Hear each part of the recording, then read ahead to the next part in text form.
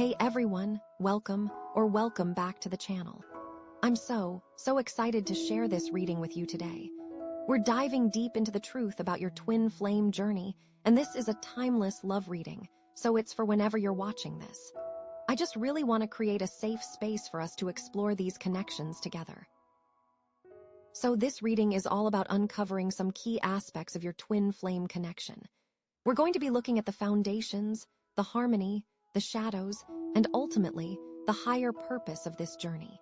It's designed to offer clarity and guidance, no matter where you are on your path. I'm super excited to see what messages come through for you, For our first pile, we have the turquoise tree, symbolizing nurturing.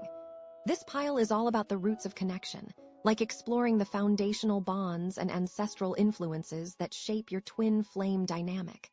Then, for pile number 2, we have the jade point, also symbolizing nurturing.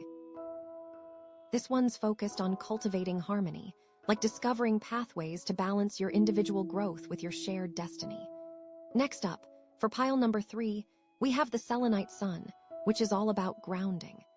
This pile is about illuminating shadows and unveiling any hidden truths or karmic patterns that might be obscuring the clarity of your connection. And finally, for pile number 4, we have the Sapphire pyramid, symbolizing transformation. This pile's all about your ascension blueprint, like aligning with the higher purpose of your twin flame journey and embracing the spiritual evolution it invites. So, take a moment and trust your intuition to guide you to the pile or piles that resonate most with you. There's no pressure, and it's totally okay to check out more than one.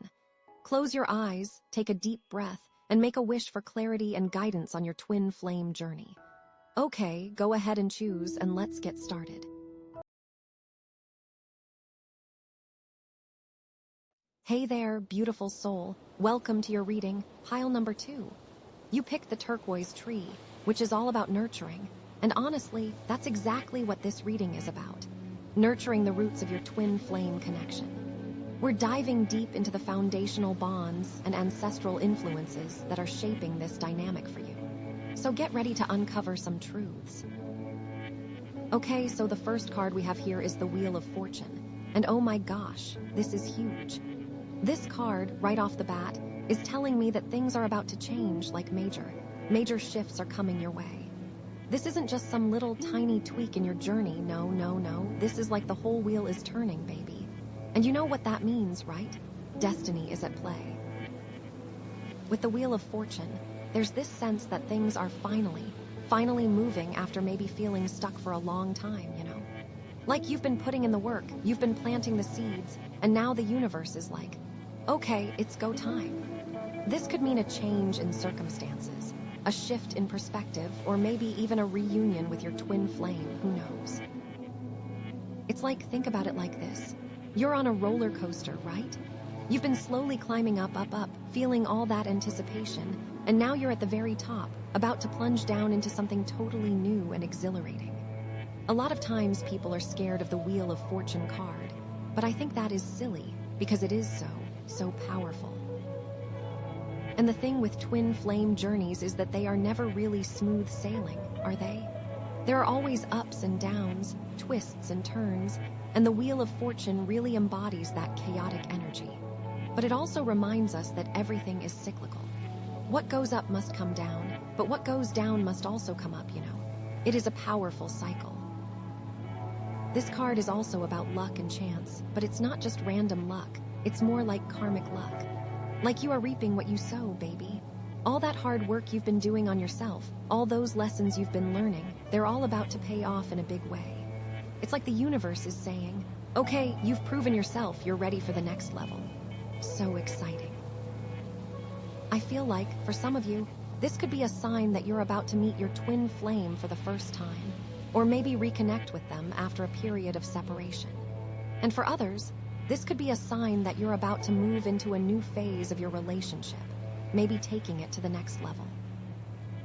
And for others still, this is about you finally realizing that everything is working out for your highest good, and all the times you thought it wouldn't, it totally will. I feel it. Okay, so that's the Wheel of Fortune. Big changes, destiny, karmic luck, all that good stuff.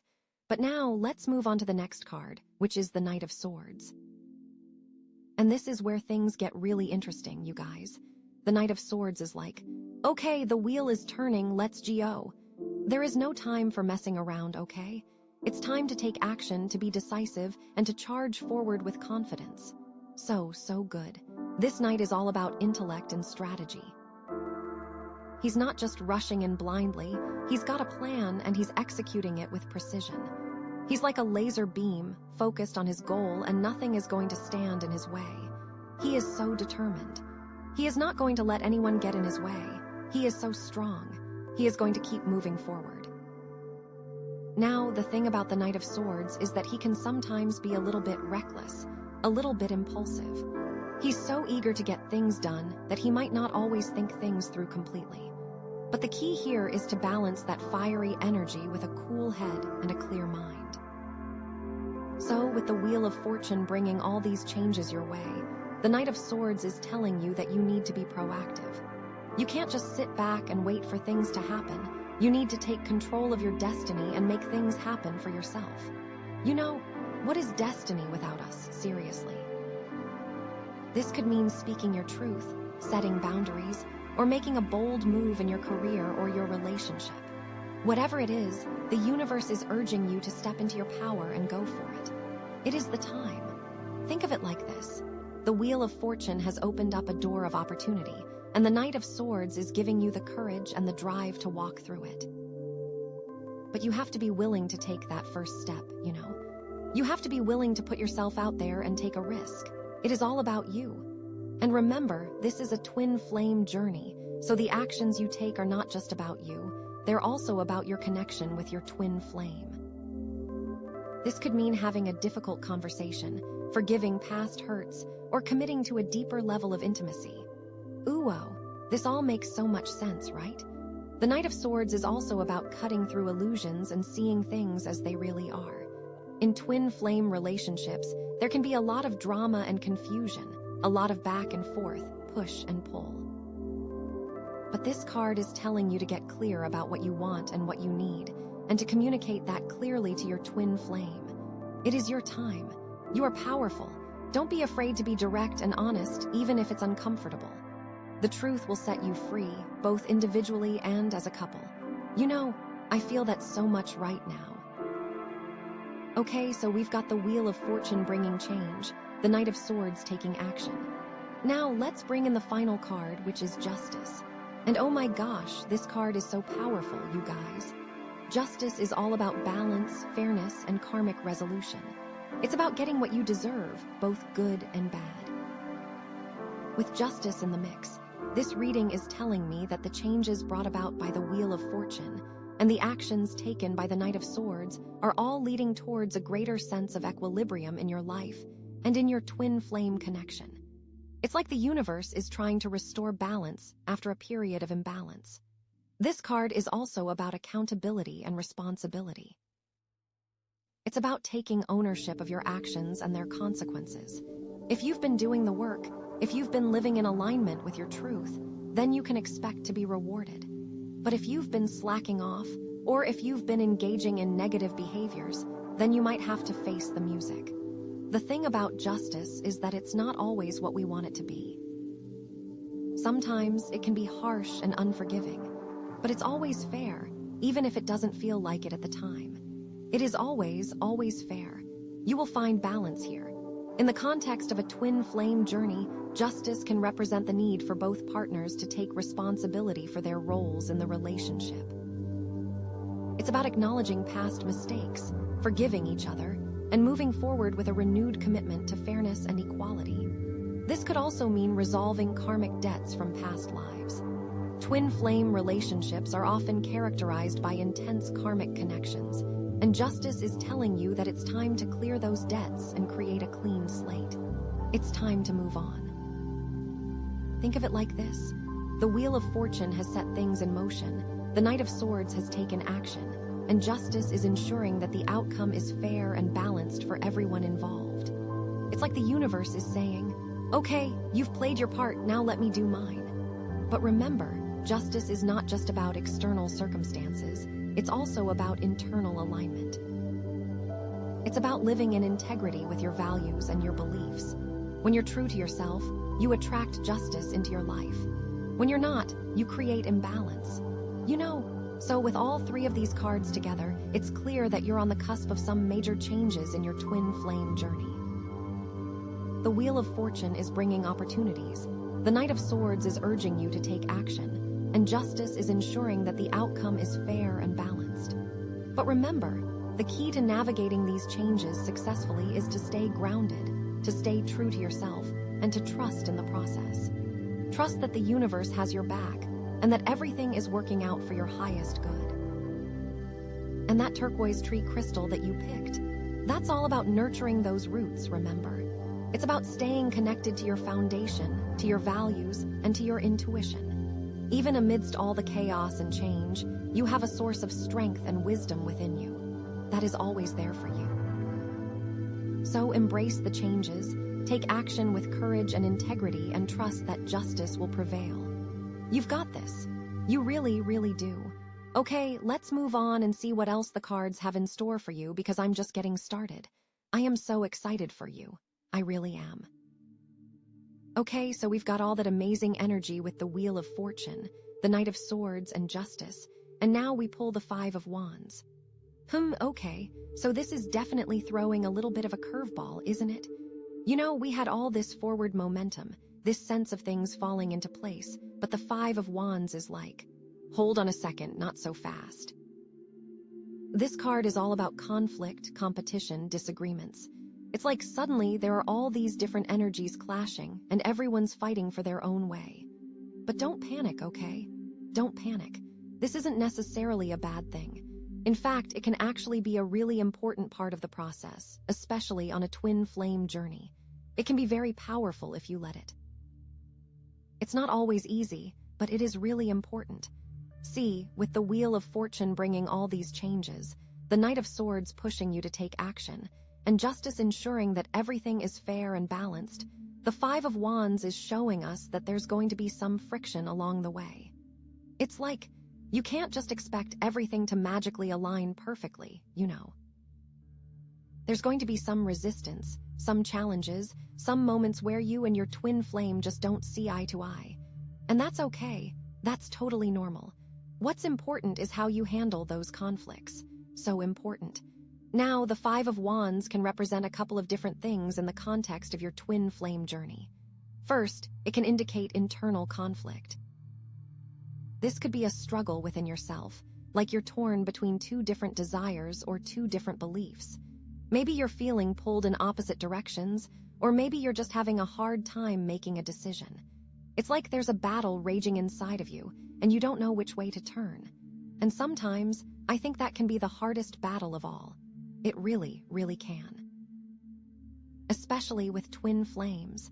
This internal conflict could be related to the changes that the Wheel of Fortune is bringing. Maybe you're excited about the new opportunities that are coming your way, but you're also scared of leaving your comfort zone. Or maybe you're struggling to reconcile your old beliefs with your new understanding of yourself and your relationship. Whatever it is, the Five of Wands is telling you that you need to confront these internal conflicts head-on. You can't just ignore them or sweep them under the rug, because they're going to keep popping up until you deal with them. So true. And honestly, with the Knight of Swords energy, you might be tempted to just bulldoze your way through these conflicts, Like, I'm going to fix this, I'm going to make everything right.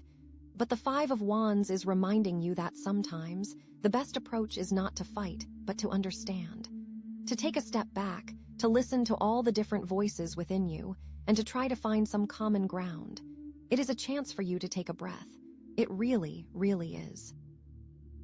And with justice in the mix, this internal conflict could also be related to issues of fairness and balance. Maybe you're feeling like you're giving more than you're receiving in the relationship, or maybe you're struggling to forgive your twin flame for past hurts. The Five of Wands is telling you that you need to address these imbalances, to speak your truth, and to find a way to create more equality in the dynamic. Justice is so important here. But the Five of Wands can also represent external conflict, right? This could be disagreements or arguments with your twin flame. Maybe you're butting heads over different values, different goals, or different approaches to life. It's like you're constantly fighting for dominance, and neither of you wants to back down, which honestly is so common in twin flame relationships. There is so much fighting. It is because you are both so similar and so sure that you are right. It is a recipe for disaster, but it is also a recipe for serious growth if you approach it correctly. This card tells me it is possible. And again, with the Knight of Swords energy, you might be tempted to just attack, to defend your position, to prove that you're right and your twin flame is wrong. But the Five of Wands is reminding you that that's not going to get you anywhere. It's just going to create more division and more resentment. So true. Instead, you need to learn how to communicate effectively, to listen to each other's perspectives, and to find solutions that work for both of you. You both have valid points. You both have feelings. You need to be a team and be on the same team, or everything is going to fail. It's sad, but it's true. This external conflict could also be related to external forces, right? Maybe you're facing opposition from family or friends who don't understand your relationship. Or maybe you're dealing with societal pressures or cultural expectations that are making it difficult for you to be together. The Five of Wands is telling you that you need to stand strong in the face of these challenges, to protect your relationship, and to create your own path. You are powerful. You can do it. This is your journey, and no one else can tell you how to live it. But here's the thing, the Five of Wands isn't just about conflict, it's also about competition. And sometimes, a little bit of healthy competition can actually be a good thing for a twin flame relationship. It can push you both to grow, to improve, and to strive for excellence. It can keep things interesting and prevent you from getting complacent. Maybe you're both competing for the same job or the same opportunity. Or maybe you're just trying to outdo each other in some area of your life, like fitness or creativity or personal development. The Five of Wands is telling you that this competition can be a source of motivation and inspiration, as long as you don't let it turn into jealousy or resentment. Healthy competition is important. You really want to make sure you are pushing each other to be better and not tearing each other down, because that is so easy to do. Ultimately, the Five of Wands is about finding a way to navigate conflict and competition in a healthy and constructive way. It's about learning how to communicate effectively, to compromise, and to find common ground. It's about recognizing that you and your twin flame are on the same team, even when you disagree. And with justice in the mix, it's about ensuring that everyone's needs are being met, that everyone's voice is being heard, and that everyone is being treated fairly. And remember that turquoise tree you picked at the beginning of this reading. That's all about nurturing the roots of your connection. And sometimes, nurturing those roots means addressing the conflicts and challenges that arise, rather than avoiding them. It means creating a safe space where you and your twin flame can be honest with each other, where you can express your feelings without fear of judgment, and where you can work together to find solutions that honor both of your needs. It is so important to create that space. The turquoise tree is also about ancestral influences, right? So, the Five of Wands could also be highlighting some inherited patterns of conflict that you're both carrying. Maybe you come from families where arguing was the norm, or where disagreements were never resolved in a healthy way. The Five of Wands is inviting you to break those patterns, to heal those wounds, and to create a new legacy of healthy communication and conflict resolution for future generations. And that would be so powerful. So the Five of Wands is definitely bringing some challenges to the table, but it's also offering you an opportunity to grow, to learn, and to deepen your connection with your twin flame. It's a reminder that conflict is a natural part of any relationship, but it doesn't have to be destructive. With the right approach, it can actually be a catalyst for positive change. Okay. Now I'm really curious to see what the next card has in store for us, because I feel like we're just scratching the surface here. This is getting so good. There are so many possibilities here. Oh my gosh, what's coming next? I am so excited for you. Okay, so with all of that swirling around, let's pull another card and see what else we can find. Ooh, okay. The High Priestess. Wow. Okay, so this is really, really interesting, especially with everything else we've got going on, you know? Like the High Priestess is all about intuition, mystery, and hidden knowledge. It's like she's saying, okay, you've got all this action and change happening, but you need to slow down and listen to your inner voice. This is so important right now. See, the High Priestess is that part of you that knows things without knowing how you know them, you know. It's that gut feeling, that little voice inside that's always guiding you, even when you're not consciously aware of it. And right now, with the Wheel of Fortune spinning and the Knight of Swords charging forward, it's crucial that you tap into that inner wisdom. It's time to listen up. You've got to listen. This card is saying that there are things you need to know that can't be found on the surface. You have to go within to find the answer. It's like all the answers are inside of you, ready to be discovered. Wow, so good. Now, how does this relate to your twin flame journey? Well, twin flame connections are all about spiritual growth and self-discovery, right? And the High Priestess is like the ultimate guide on that journey. She's showing you that the answers you're seeking are not outside of you, they're within you. You're on the right path. You are. You're so close to figuring it all out. This could mean trusting your intuition about your twin flame, even if it doesn't make logical sense. It could mean recognizing patterns and cycles in your relationship that you weren't aware of before. Or it could mean finally understanding the deeper purpose of your connection, which is so exciting. So exciting. You are on the brink of some serious changes here. So exciting. Like, maybe you've been questioning whether this person really is your twin flame, or maybe you've been doubting the strength of your connection. The High Priestess is telling you to trust your gut. If it feels right, it probably is. But it's not just about blindly following your feelings, it's about using your intuition as a tool to gain deeper insight into the dynamic. Trust your gut, but also be aware of what your heart and your mind are telling you. Listen to every sign. Every sign matters. Don't dismiss anything. That little voice, that little nudge, that feeling of knowing like it's real, it's so real. And the High Priestess is also strongly connected to the divine feminine, that nurturing, intuitive, and receptive energy that exists within all of us, regardless of gender. And with the turquoise tree being all about nurturing, this connection is just getting stronger and stronger, you know. It's like you're being called to embrace your feminine side, to tap into your empathy and compassion, and to lead with your heart. This is so good for you. It really is. This doesn't mean you have to become a totally different person. It just means allowing yourself to be more open, more vulnerable, and more receptive to the guidance of the universe. Allow yourself to feel everything. Allow yourself to cry. Allow yourself to laugh. All of it is part of it. Now, with the Five of Wands bringing all that conflict and competition, the High Priestess is reminding you that the most powerful weapon you have is your intuition. When you're faced with disagreements or challenges, don't just react. Take a step back, connect with your inner wisdom, and ask yourself, what's really going on here? What's the most compassionate and balanced way to respond? So good.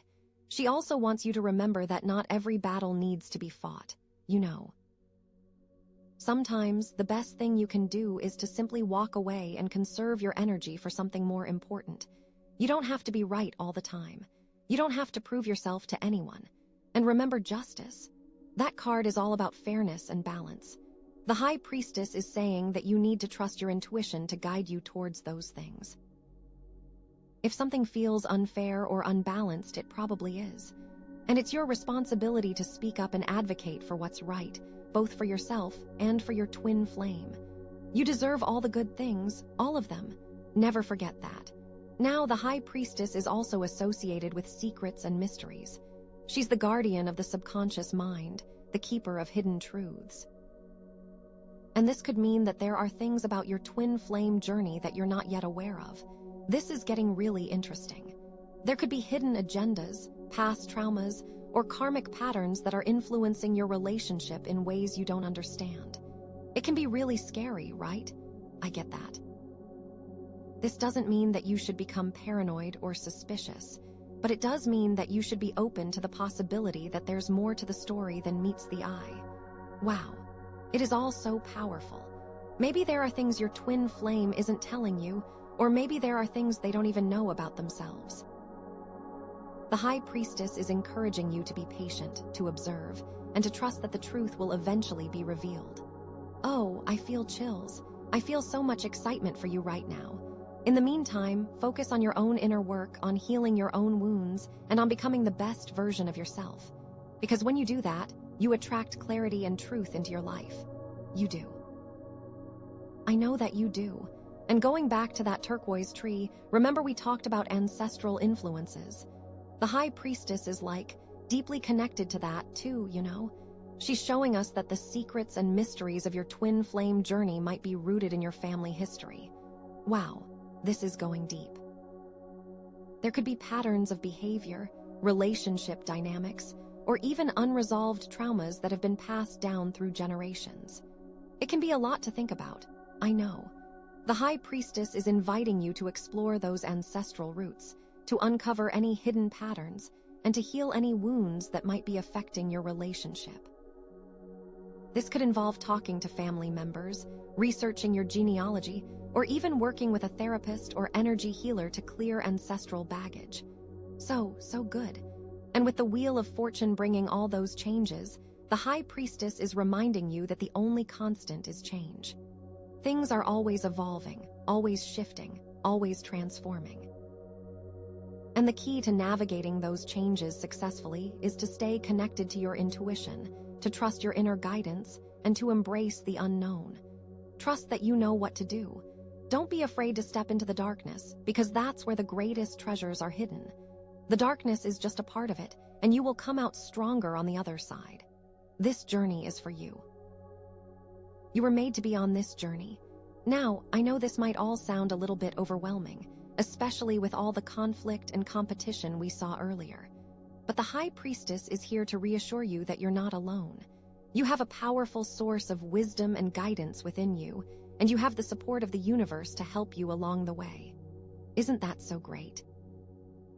Isn't it wonderful? You just need to trust in yourself, trust in your intuition, and trust in the journey. Maybe you're feeling scared or uncertain about the future.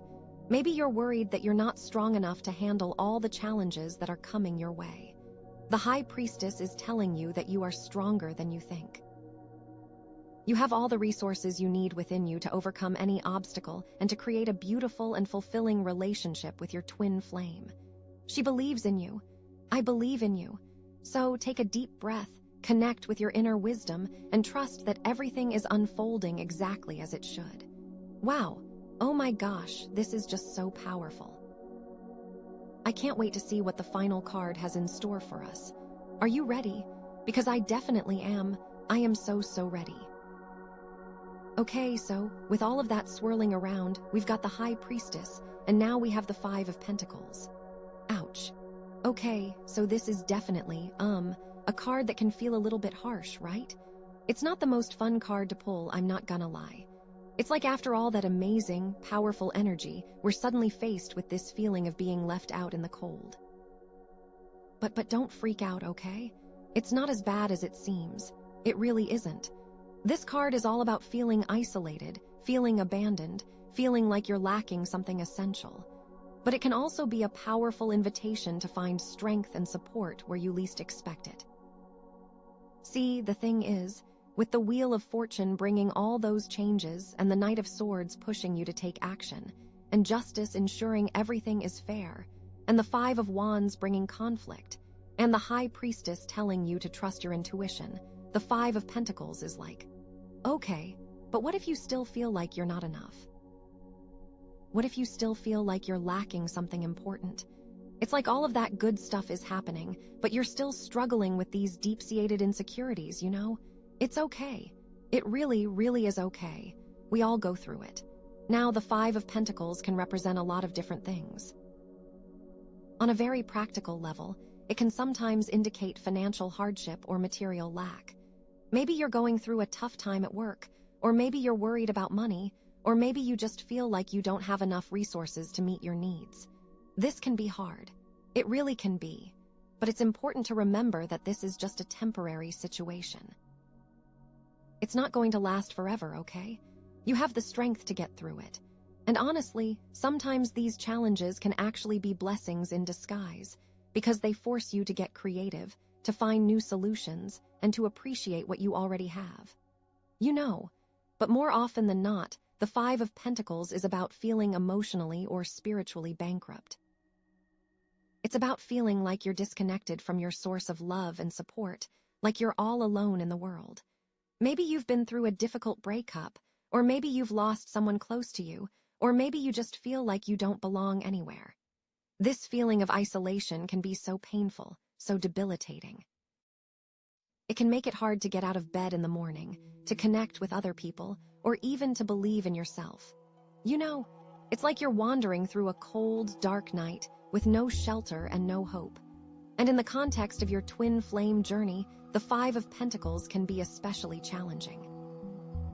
Because twin flame relationships are so intense and so transformative, they can also trigger a lot of deep-seated insecurities and fears.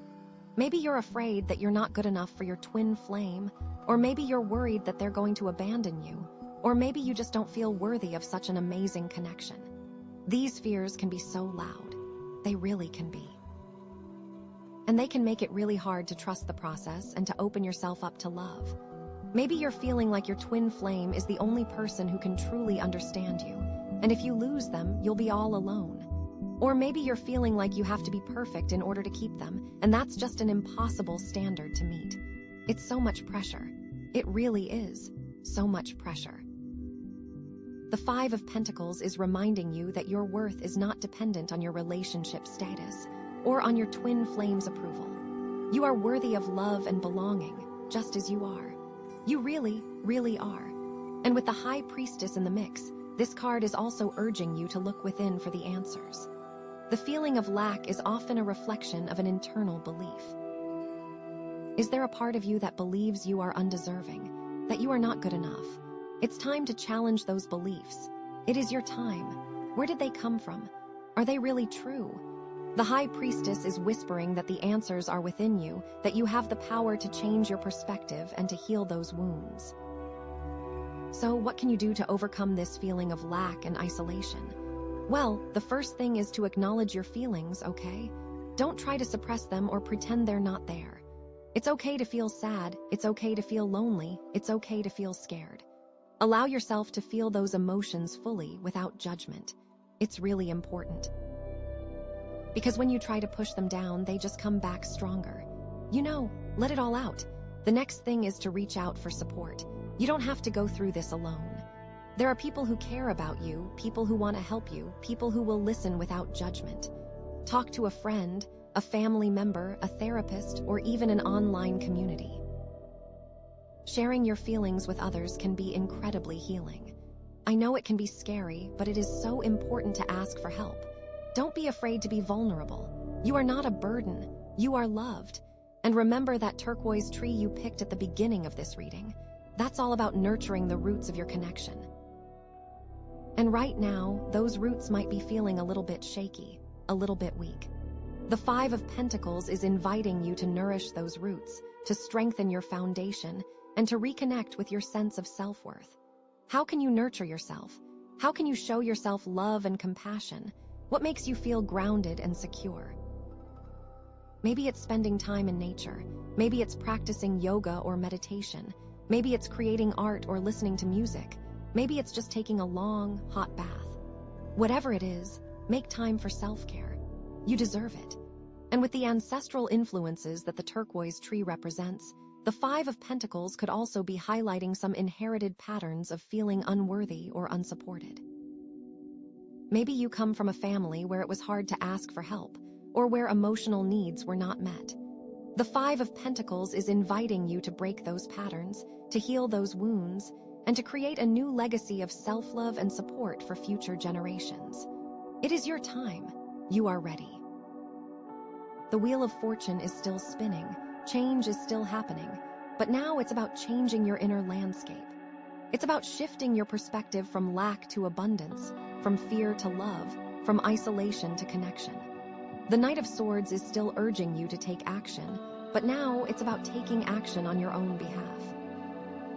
It's about setting boundaries, saying no to things that drain you, and saying yes to things that nourish you. It is your time. You are powerful. And justice is still ensuring that everything is fair and balanced, but now it's about ensuring that you're being fair to yourself. Are you treating yourself with the same kindness and compassion that you would offer to a friend? Are you giving yourself permission to make mistakes, to learn from them, and to grow? Are you honoring your own needs and desires? You deserve to be happy. You really, really do. So the Five of Pentacles is definitely a challenging card, but it's also an opportunity. It's an opportunity to heal old wounds, to strengthen your self-worth, and to create a more fulfilling and connected life. It's an invitation to remember that you are never truly alone, that you are always loved and supported by the universe. It is so true. Embrace it. Okay, deep breath. I know that was a lot, but I feel like it was important. I feel like you needed to hear that. And I'm so excited to see what the very last card has to say, because I have a feeling it's going to bring everything together in such a beautiful way. Are you ready? I'm so ready. What is coming next? Oh my gosh, this is so good. Okay, so deep breath. And now, after all of that, we pull the Six of Swords. Ah, okay. You know, this feels like a little bit of a relief, doesn't it? Like after all that intensity, all those challenges, this card is like a gentle breeze guiding you towards calmer waters. It really, really is. It is a relief, but it isn't always easy to get there. With the Five of Pentacles, we were talking about feeling isolated, feeling like you're lacking something, right? The Six of Swords is like the antidote to that. It's about moving away from those feelings, leaving them behind, and embarking on a journey towards healing and peace. It's about leaving the storm behind. It's about calm. Now, the Six of Swords is a card of transition. It's about leaving one situation behind and moving towards another. It's about letting go of the past and embracing the future. It's about recognizing that you can't stay stuck in the same place forever, that you need to keep moving forward, even if it's scary. And it is really scary sometimes, right? You know what I mean. And it's not always a physical journey, although it can be. Sometimes it's an emotional journey, a mental journey, a spiritual journey. It's about shifting your perspective, changing your mindset, and finding a new way of being. It really, really is all of those things. So powerful. Think about it like this. You're on a boat, right? You've been sailing through rough waters, battling storms, feeling lost and alone. But now the storm is starting to subside, the seas are clearing, and you can see a distant shore in the distance. The Six of Swords is telling you to set sail towards that shore, to leave the turbulent waters behind, and to trust that you'll find calmer waters ahead. And remember the Wheel of Fortune. That card was all about change, about things shifting and moving. The Six of Swords is like the natural progression of that change. It's about taking control of the changes and guiding them in a positive direction.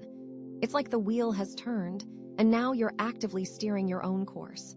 But here's the thing, leaving the past behind is not always easy, right?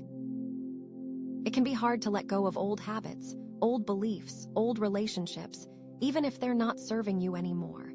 It can be scary to step into the unknown, to venture into uncharted territory.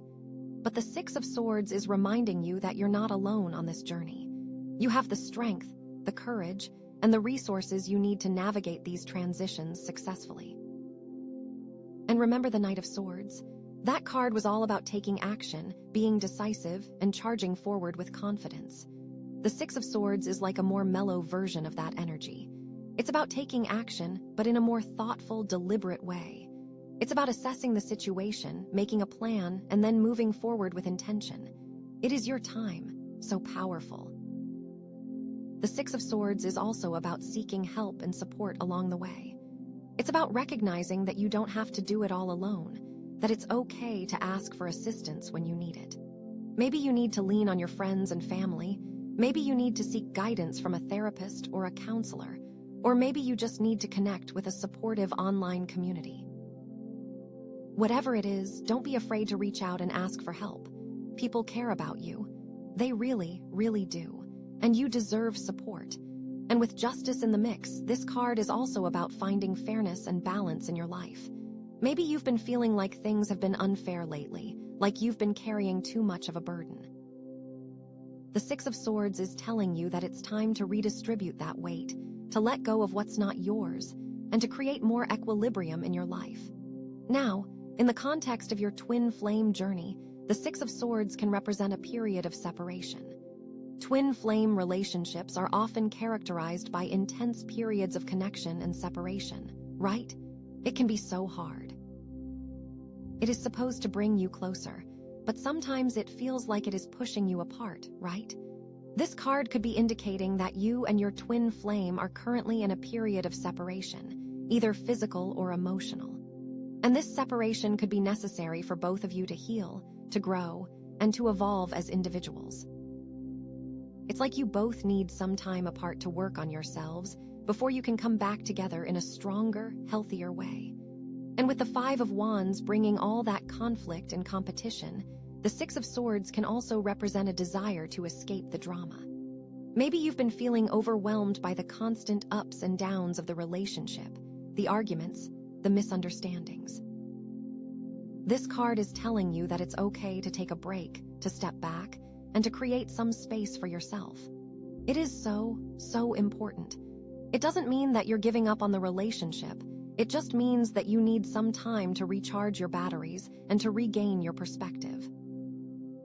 Maybe you need to focus on your own needs for a while, to pursue your own interests, and to reconnect with your own sense of self. It is okay to want to be by yourself. You are still an individual. You are not just one half of a whole. You need to focus on yourself too. Now, remember the High Priestess.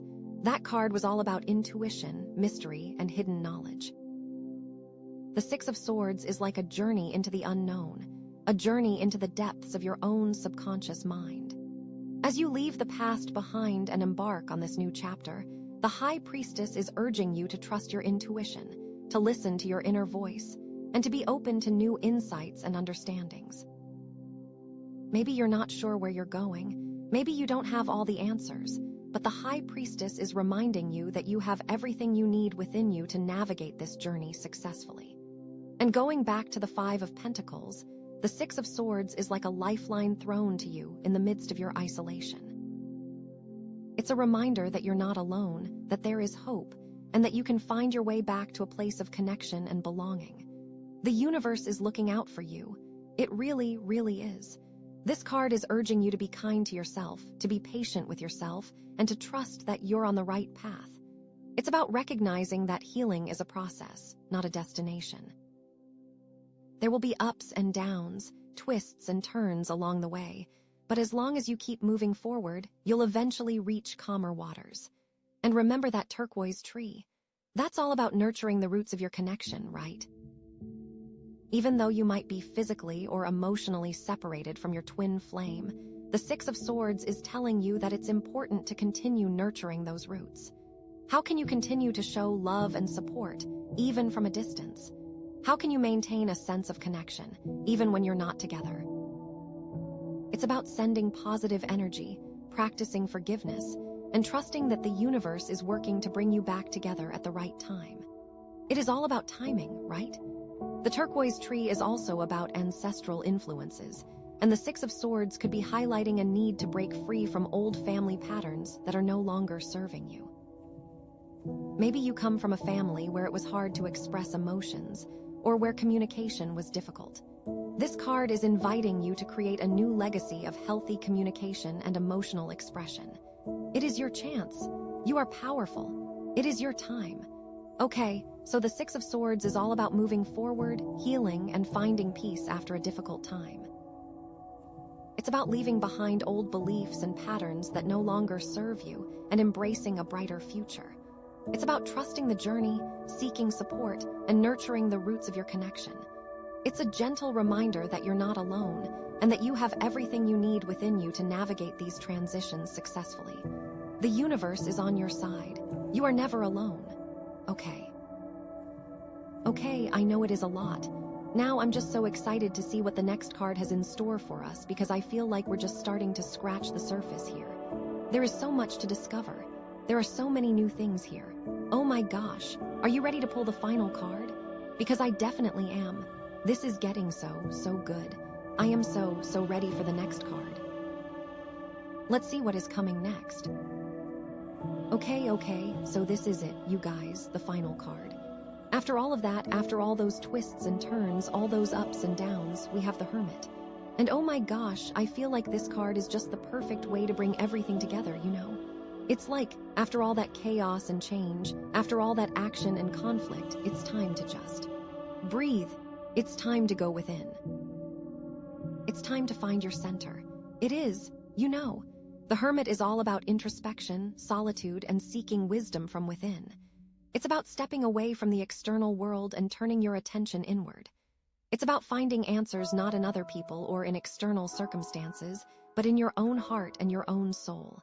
It is a really powerful thing to do. It is. It's like, think of it this way. You've been climbing this huge mountain, right? You've been pushing yourself, you've been overcoming obstacles, you've been fighting battles. And now you've finally reached the summit. You are at the top. And what do you do when you reach the summit? You take a moment to just look around. You take a moment to appreciate the view. You take a moment to just be. You are there. You made it. You can see it. It is all worth it. And that's what the Hermit is all about. It's about taking that moment to just be, to just reflect, to just integrate all the experiences you've had along the way. And it makes sense with that turquoise tree, right? Because you need to nurture those roots, really feel the connection. Okay. Now, with the Wheel of Fortune bringing all those changes, the Knight of Swords pushing you to take action, justice ensuring everything is fair, the Five of Wands bringing conflict, the High Priestess whispering intuition, the Five of Pentacles highlighting feelings of lack, and the Six of Swords guiding towards healing. The Hermit is like the culmination of all of that. You really have to take it all in. It's like all those experiences have led you to this point, to this moment of deep self-reflection and understanding. It is a powerful moment. It is, and it is unique to you. Think back to the High Priestess. She was all about intuition, mystery, and hidden knowledge, right? The Hermit is like taking that intuitive knowing and actually putting it into practice. It's about using that inner wisdom to guide your steps forward. It's about trusting that inner voice, that gut feeling, that little nudge that's always leading you in the right direction. Even when it doesn't make sense, it's real. It's so real, so real, I feel it. Remember the Five of Wands and all that conflict and competition. The Hermit is like saying, okay, enough is enough. It's about stepping away from the chaos, the drama, the arguments, and finding a place of inner peace. It's about recognizing that not every battle needs to be fought, that sometimes the best thing you can do is to just walk away and conserve your energy. And it is about saying that the only person you need to fight is yourself, and the only person you need to prove anything to is yourself. Seriously, and what about the Five of Pentacles and those feelings of lack and isolation? The Hermit is like shining a light on those feelings, acknowledging them, and then gently releasing them. It's about recognizing that you are whole and complete within yourself, that you don't need anything or anyone else to make you feel worthy or loved.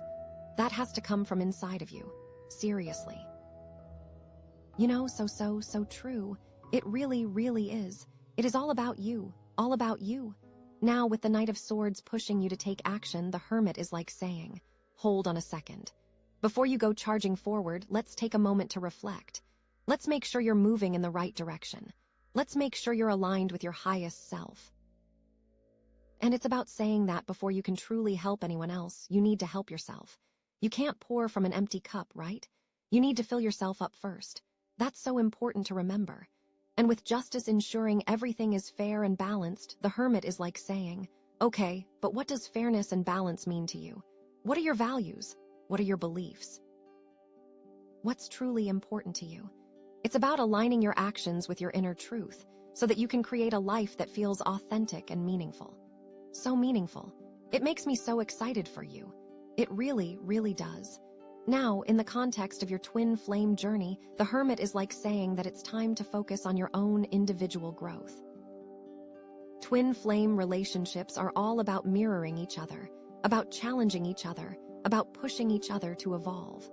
But sometimes, you need to step away from the relationship and focus on your own healing and your own self-discovery. Seriously. This doesn't mean that you're giving up on the connection. It just means that you're recognizing that you can't truly be in a healthy relationship until you're healthy as an individual. You need to heal your own wounds. Tend your own garden. So true, right? Maybe you need to spend some time alone, meditating, journaling, or just connecting with nature. Maybe you need to explore your own interests and passions to rediscover what makes you feel alive. Or maybe you need to seek guidance from a therapist or a spiritual advisor to help you work through any unresolved issues. Whatever it is, the Hermit is urging you to prioritize your own well-being.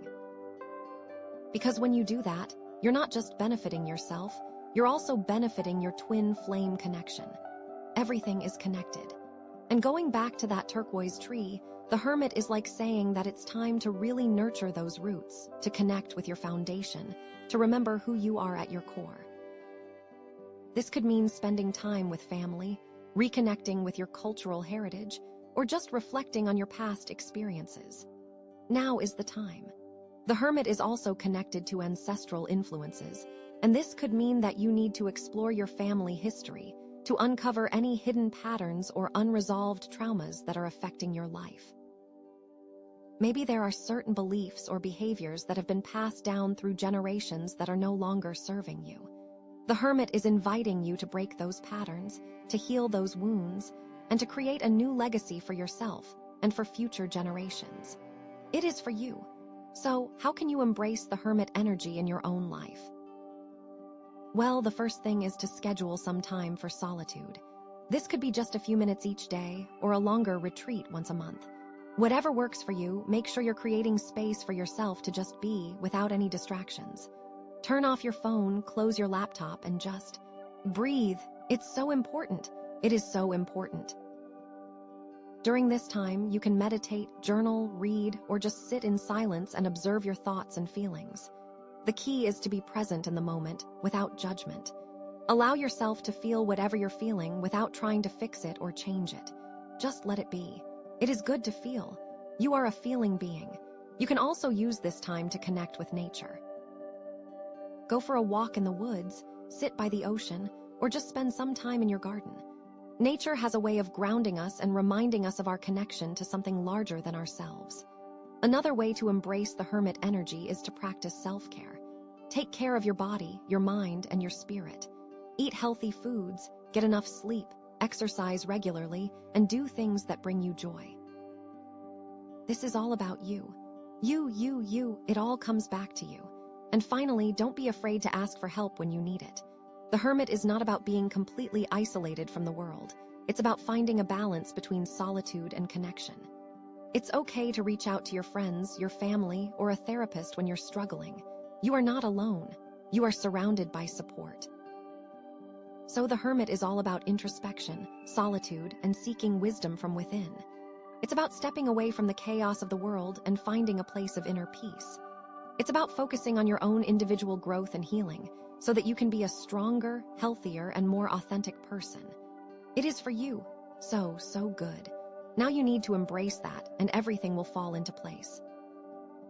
And with all of that, that is the end of your reading. I know it was a lot, but I truly hope that it resonated with you and that it gave you some guidance and clarity on your twin flame journey. Remember that turquoise tree you picked at the beginning. It's all about nurturing those roots, about connecting with your foundation, and about remembering who you are at your core. And no matter what challenges you face along the way, you have the strength, the courage, and the wisdom within you to overcome them. You are not alone, you are loved, and you are always supported by the universe. It really, really is. Hi there, welcome to your reading. You chose the Jade point, and thank you so much for being here. I'm so excited about this. With the Jade point, it's all about nurturing, and with this reading specifically, we're looking at how you can cultivate harmony and balance individual growth with your shared destiny in this twin flame union. So let's dive right in and see what the cards have to say, okay? Okay, first card we have is the Wheel of Fortune, then we have the High Priestess, and finally we have the Ace of Wands. Okay, Wheel of Fortune, let's really dive into this. This is huge for twin flames, you know? It's all about cycles, destiny, turning points. I'm already feeling like there's some major shifts happening or about to happen, like imminently. This isn't just any change, this is destined change. So think about where you are in your journey right now. What feels like it's ending? What feels like it's beginning? Is there a situation that keeps repeating itself? Because the Wheel of Fortune is like, okay, universe is stepping in. You know, and it's not always comfortable, right? Sometimes these cycles have to end, like maybe there's a pattern of chasing and running, or maybe there's a pattern of miscommunication, or maybe there's just a general sense of being stuck. The Wheel of Fortune says that that cycle is done. Kaput, finito, and something new is trying to emerge. Now the question is, are you resisting it? Are you clinging to the old? Because if you are, this transition is going to feel a lot bumpier. Okay? But here's the beautiful thing. With twin flames, these cycles are often about growth, both individually and together, so think about what you've learned in the last cycle. What lessons have you mastered? What patterns have you become aware of? Because that's going to be key to navigating this next phase. Like, the universe isn't just throwing you curveballs for no reason, right? It's testing you, it's preparing you, it's pushing you to evolve. And this isn't just about romantic destiny, it's about your soul destiny. So this Wheel of Fortune could also be impacting your career, your finances, your health, your overall life path, and how all of that intertwines with your twin flame journey, you know. It's like the universe is saying, okay, it's time to align with your highest purpose. And your twin flame is a part of that, absolutely, but they're not the only part. Okay. So yeah, really think about the cycles, think about the lessons, think about what needs to end and what's ready to begin. This is powerful stuff, but don't freak out. It's actually really good news because it means you're moving forward. You're evolving, you're leveling up. This Wheel of Fortune moment is like a graduation, but it's also like the start of a whole new school, and you're the headmaster, right? Okay, so how do we navigate this? How do we make sure that we're spinning the wheel in our favor and not getting thrown off by it? Well, that's where the High Priestess comes in, because, like, oh my gosh, these cards are so connected. The High Priestess is all about intuition, mystery, and the subconscious. She's the keeper of secrets. She's the one who knows what's going on beneath the surface.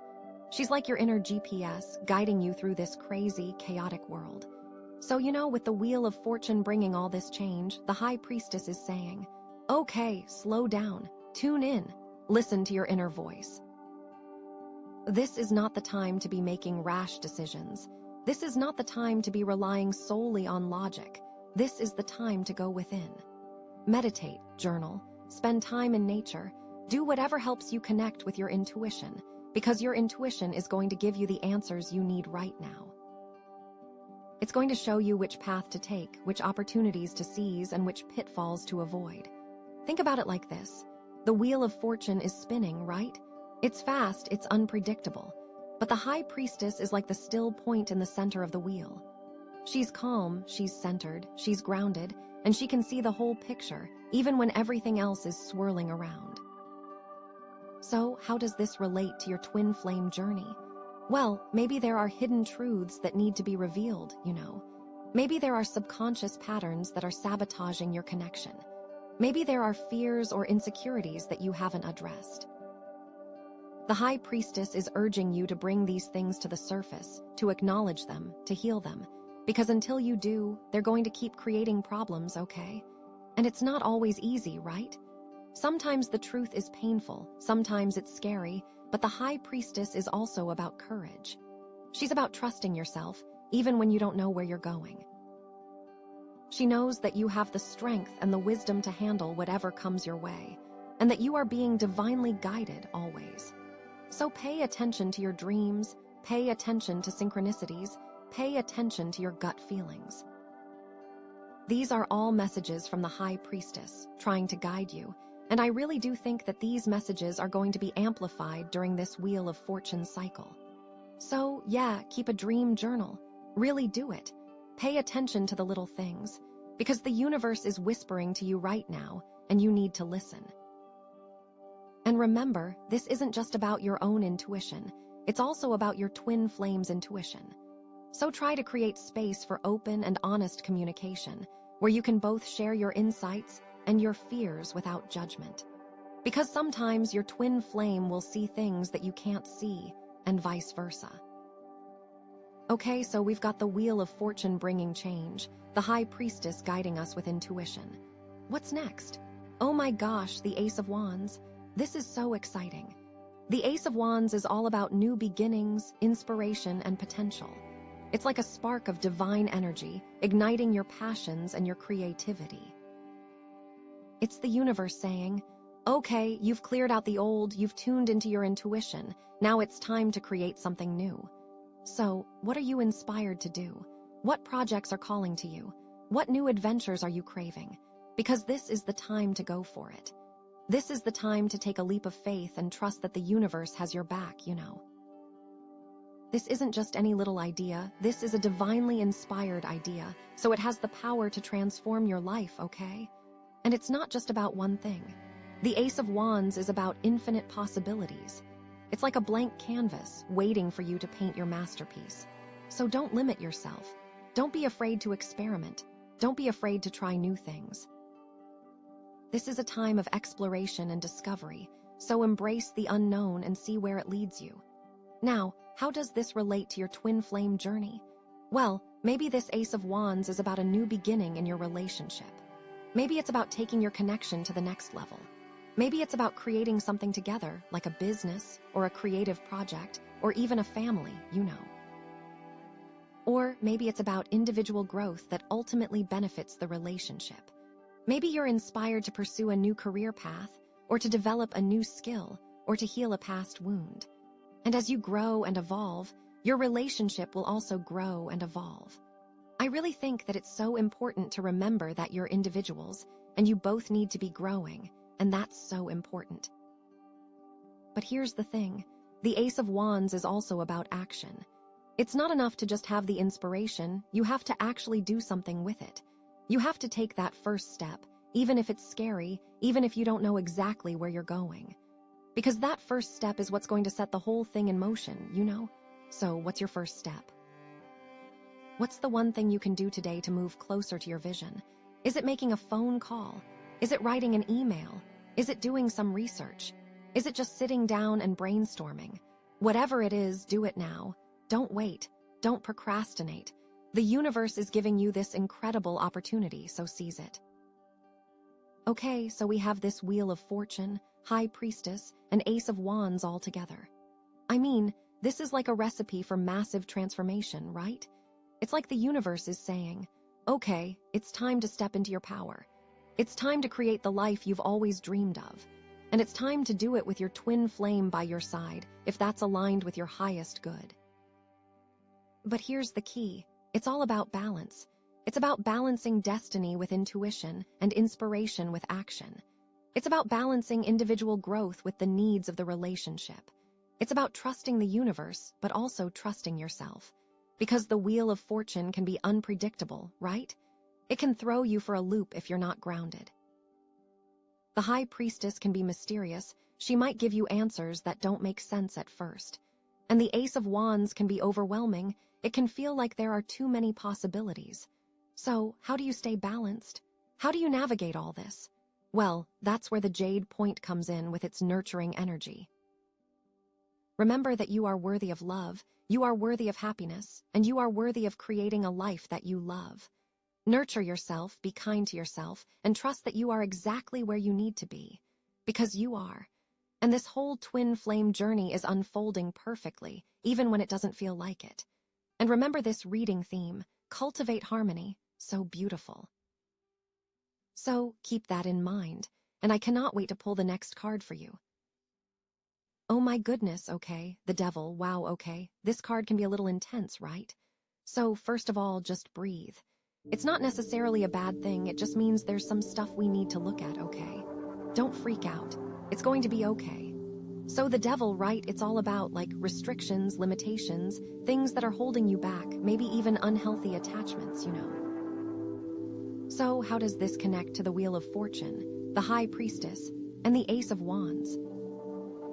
Well, maybe, just maybe, if you're not fully embracing the changes that the Wheel of Fortune is bringing, if you're not really tuning into your intuition like the High Priestess is telling you to, Or if you're not taking inspired action like the Ace of Wands wants you to, then the devil can creep in, you know. It's like if you're resisting the flow of the universe, if you're ignoring your inner guidance, if you're not stepping into your power, then you might find yourself trapped in these patterns of limitation and restriction, you know. It's like the universe is saying, okay, I'm giving you all these opportunities, but you're not taking them.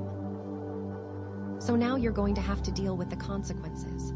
But don't worry, we can fix it. It's just about awareness, okay? So let's talk about the shadow self, because that's really what the devil is all about, right? It's about those hidden parts of ourselves that we don't want to acknowledge, those fears, those insecurities, those limiting beliefs that are running the show behind the scenes. So what are some of those shadow aspects that might be relevant to your twin flame journey? Well, maybe it's fear, you know. Fear of abandonment, fear of rejection, fear of not being good enough, fear of losing control, fear of getting hurt, fear of vulnerability, fear of intimacy. All those fears can really mess with your connection, right? Because if you're operating from a place of fear, you're not going to be able to fully open up to your twin flame. You're not going to be able to trust them. And you're going to be constantly sabotaging the relationship, even if you don't realize it, you know. Or maybe it's about control, you know. The devil is all about control, and that can manifest in a lot of different ways in a twin flame relationship. Maybe you're trying to control your twin flame, trying to manipulate them, trying to force them to be who you want them to be. Or maybe you're trying to control the situation, trying to predict the future, trying to make sure everything goes according to plan. But here's the thing, you can't control another person, and you can't control the universe, right? The more you try to control things, the more resistance you're going to create, and the more miserable you're going to be. So you have to learn to let go, you have to learn to trust the process, and you have to learn to surrender to the divine plan, you know. And then there are the limiting beliefs, right? Those sneaky little thoughts that tell you that you're not worthy of love, that you're not capable of having a healthy relationship, that your twin flame will never fully commit to you, that you're destined to be alone forever. Those beliefs are so powerful, and they can really shape your reality, you know. So you have to challenge them. You have to question them. You have to replace them with positive, empowering beliefs that support your journey, you know. Like, I am worthy of love, I am capable of having a healthy relationship. My twin flame is coming closer to me every single day. I am loved, I am supported, I am guided. Repeat those affirmations every day, believe them, and watch how your reality starts to shift, you know. It really works. Okay, so we've talked about the shadow self. Let's talk about addiction and attachment, because this is a big one with the devil, and it can be especially tricky in twin flame relationships, you know. Because sometimes we can become addicted to the idea of the twin flame, you know. We get so caught up in the romance, the intensity, the drama, that we forget that it's actually about growth and healing and unconditional love. And we can become attached to the outcome, you know? We think that we need to be with our twin flame in order to be happy, in order to be complete, in order to fulfill our destiny. But that's not true. You are already whole, you are already complete, and you are already worthy of love, regardless of whether or not you're with your twin flame, you know? So you have to detach from the outcome, you have to release your expectations, and you have to trust that the universe has your back, no matter what happens, you know. And it's not just about the twin flame, it can also be about other addictions, right? Maybe you're addicted to social media, maybe you're addicted to food, maybe you're addicted to alcohol, maybe you're addicted to work, maybe you're addicted to drama. Those addictions are just ways of numbing yourself, of avoiding your pain, of escaping from reality. But they're not actually solving anything. They're just making things worse in the long run, you know. So you have to address those addictions, you have to heal those wounds, and you have to find healthier ways of coping with your emotions, you know. Therapy can really help with that. So can meditation, yoga, spending time in nature, connecting with your friends and family, doing things that bring you joy. Take care of yourself.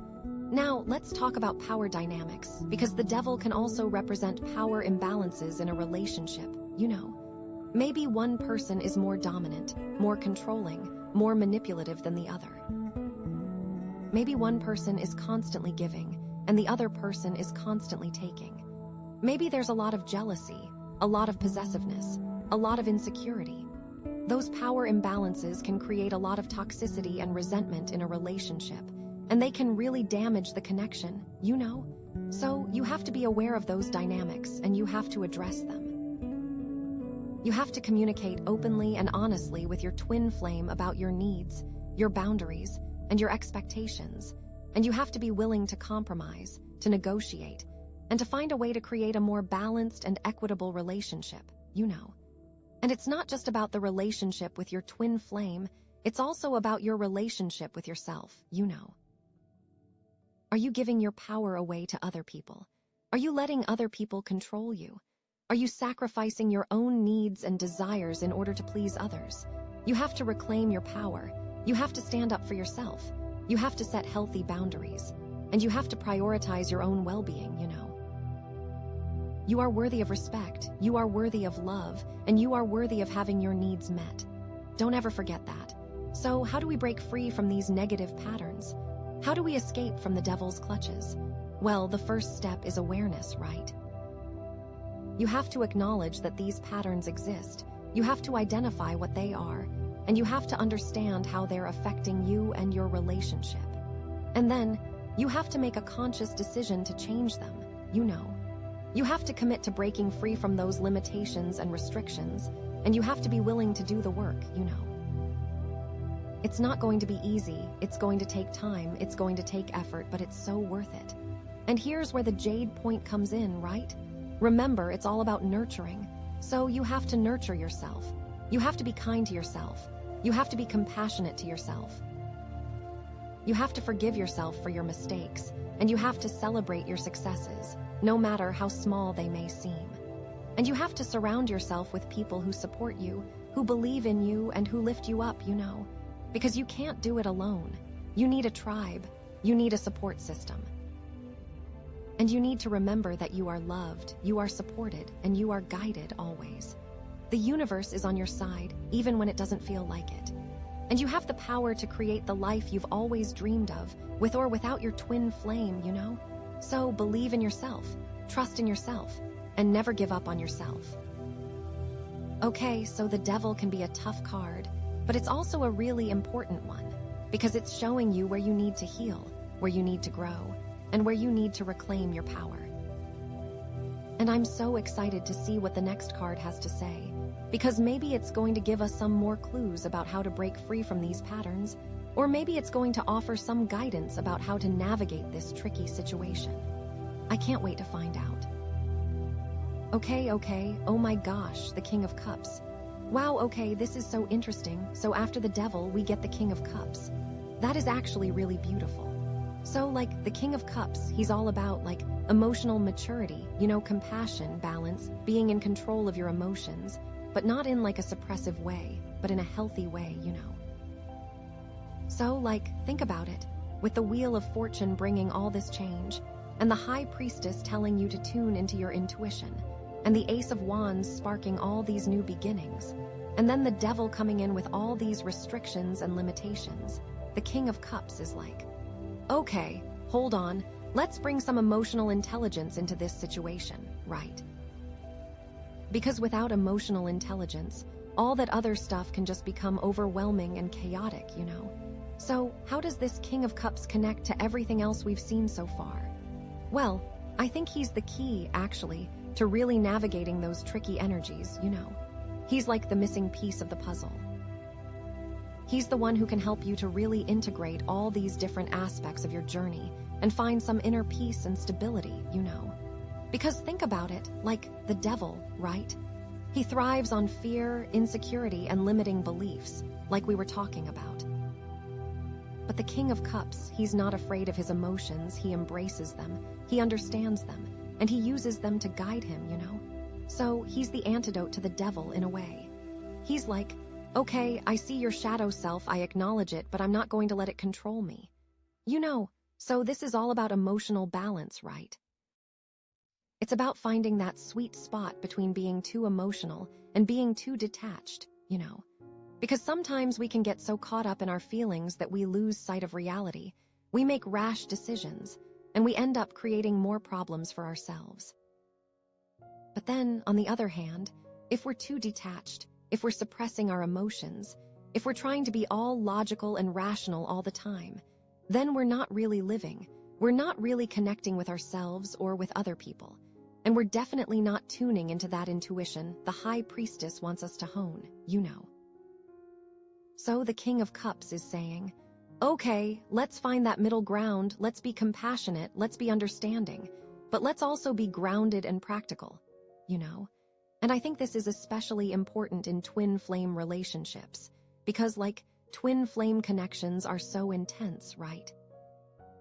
They're so emotional, they're so challenging, they can bring up all your deepest fears and insecurities, and it's so easy to get triggered, you know. So, if you're not emotionally balanced, if you're not able to manage your emotions in a healthy way, then you're going to be constantly reacting to your twin flame, you're going to be creating drama, and you're going to be sabotaging the connection, you know. So, the King of Cups is urging you to take a step back, to breathe, to really assess the situation, and to respond from a place of love and compassion, rather than from a place of fear and reactivity, you know. And it's not just about managing your own emotions, it's also about having empathy for your twin flame, you know. Because they're going through their own stuff, they're dealing with their own challenges, they're probably just as scared and confused as you are, you know. So try to put yourself in their shoes, try to understand their perspective, and try to offer them some compassion and support, even if they're pushing you away, even if they're acting out, even if they're saying hurtful things, you know. Because underneath all that, they're probably just hurting, you know. And the more compassion you can offer them, the more you're going to heal the connection and bring you closer together, you know. But, and this is a big but, compassion doesn't mean being a doormat, right? It doesn't mean tolerating abuse. It doesn't mean sacrificing your own needs and desires in order to please your twin flame. Because that's not healthy, that's not sustainable, and that's definitely not what the King of Cups is about, you know. He's all about setting healthy boundaries, about knowing your worth, and about standing up for yourself, you know. So, if your twin flame is treating you badly, if they're disrespecting you, if they're trying to control you, then you need to set some boundaries. You need to communicate your needs clearly and assertively, and you need to be willing to walk away if they're not willing to respect those boundaries, you know. Because you deserve to be treated with love, respect, and kindness, and you should never settle for anything less, you know. And this King of Cups can really help with those power dynamics, because remember how we were talking about the devil and how he can represent power imbalances in a relationship. Well, the King of Cups is all about balance, right? He's about creating a sense of equality and fairness in the relationship, where both partners feel respected, valued, and empowered, you know. So, if you're feeling like you're in a power struggle with your twin flame, if you're feeling like one of you is more dominant than the other, then the King of Cups is urging you to address that imbalance, you know. To talk about it, to communicate your needs and your fears, and to find a way to create a more equitable and harmonious relationship, you know. And it's not just about the relationship with your twin flame, it's also about your relationship with yourself, you know. Because if you're not emotionally balanced, if you're not compassionate to yourself, if you're not setting healthy boundaries, then you're going to be attracting those power imbalances into your life. You're going to be attracting people who try to control you, who try to manipulate you, who try to take advantage of you, you know. So you have to start with yourself. You have to heal those wounds. You have to reclaim your power. And you have to learn to love and respect yourself unconditionally, you know. And when you do that, you're going to attract healthier relationships into your life. You're going to attract people who treat you with love, respect, and kindness. And you're going to create a life that is full of joy, peace, and fulfillment, you know. So what does this look like in practice, right? What are some concrete things you can do to embody the energy of the King of Cups in your twin flame journey? Well, first of all, practice self-care, you know. Take care of your physical, emotional, and spiritual needs. Eat healthy, exercise, get enough sleep, meditate, journal, spend time in nature, do things that bring you joy, and connect with your support system, you know. Because when you're feeling good, when you're feeling balanced, you're going to be better able to handle the challenges of the twin flame journey.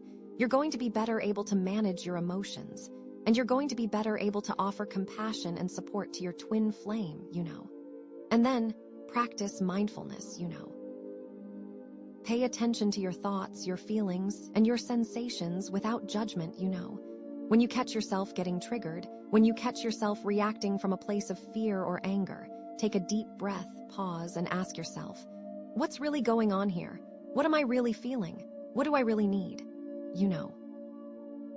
And then respond from a place of love and compassion, rather than from a place of reactivity, And this takes practice, right?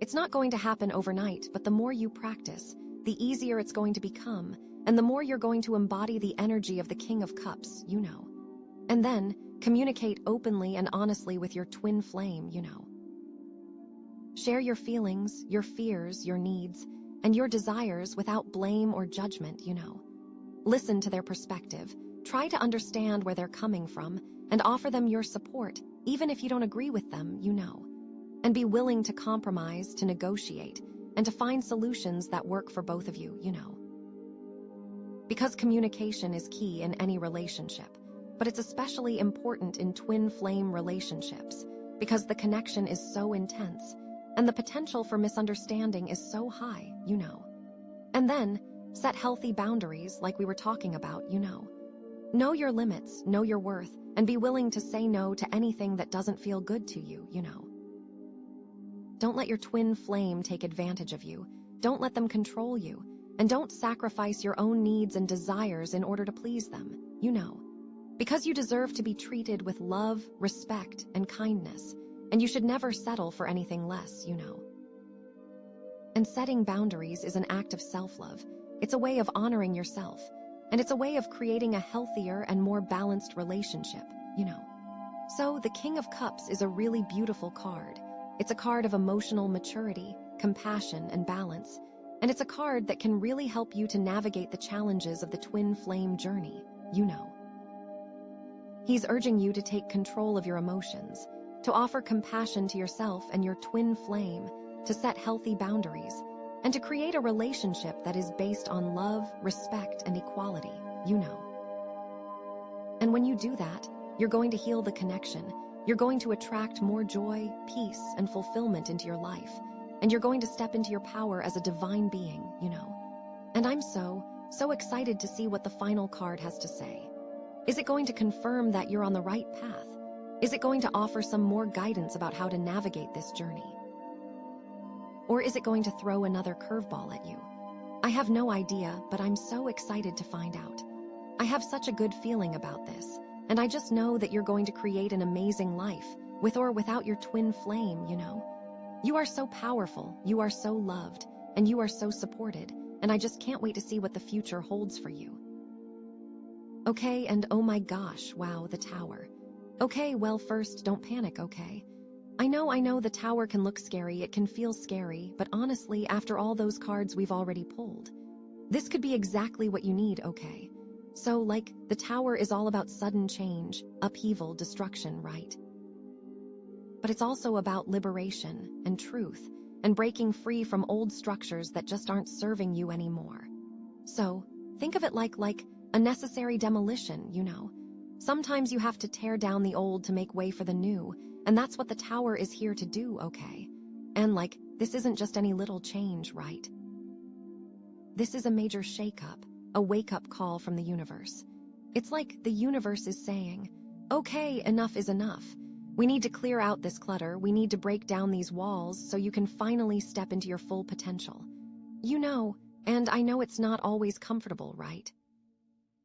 These sudden changes can be jarring, they can be painful, they can feel like everything's falling apart, but trust me, this is happening for you, not to you, okay? So, how does this connect to all the other cards, right? We've got the Wheel of Fortune bringing in those destined changes, the High Priestess guiding you with your intuition, the Ace of Wands sparking all these new beginnings. But then, the Devil shows up with all those restrictions and limitations, right? And you're trying so hard to be the King of Cups, to be emotionally balanced and compassionate, and now bam. the tower comes crashing in. So, what does it all mean? Well, maybe, just maybe, the tower is here to break down those devil-like patterns, those unhealthy attachments, those limiting beliefs that are still holding you back, even despite the King of Cups' efforts. Maybe it's here to force you to confront some hard truths that you've been avoiding. Or maybe it's here to clear the path for those Ace of Wands new beginnings to really, truly take root, you know. It's like the universe is saying, okay, you've made some progress, but there's still some stuff that needs to go. We need to shake things up. We need to disrupt the status quo so you can finally be free. And with that Jade point, right, that nurturing energy.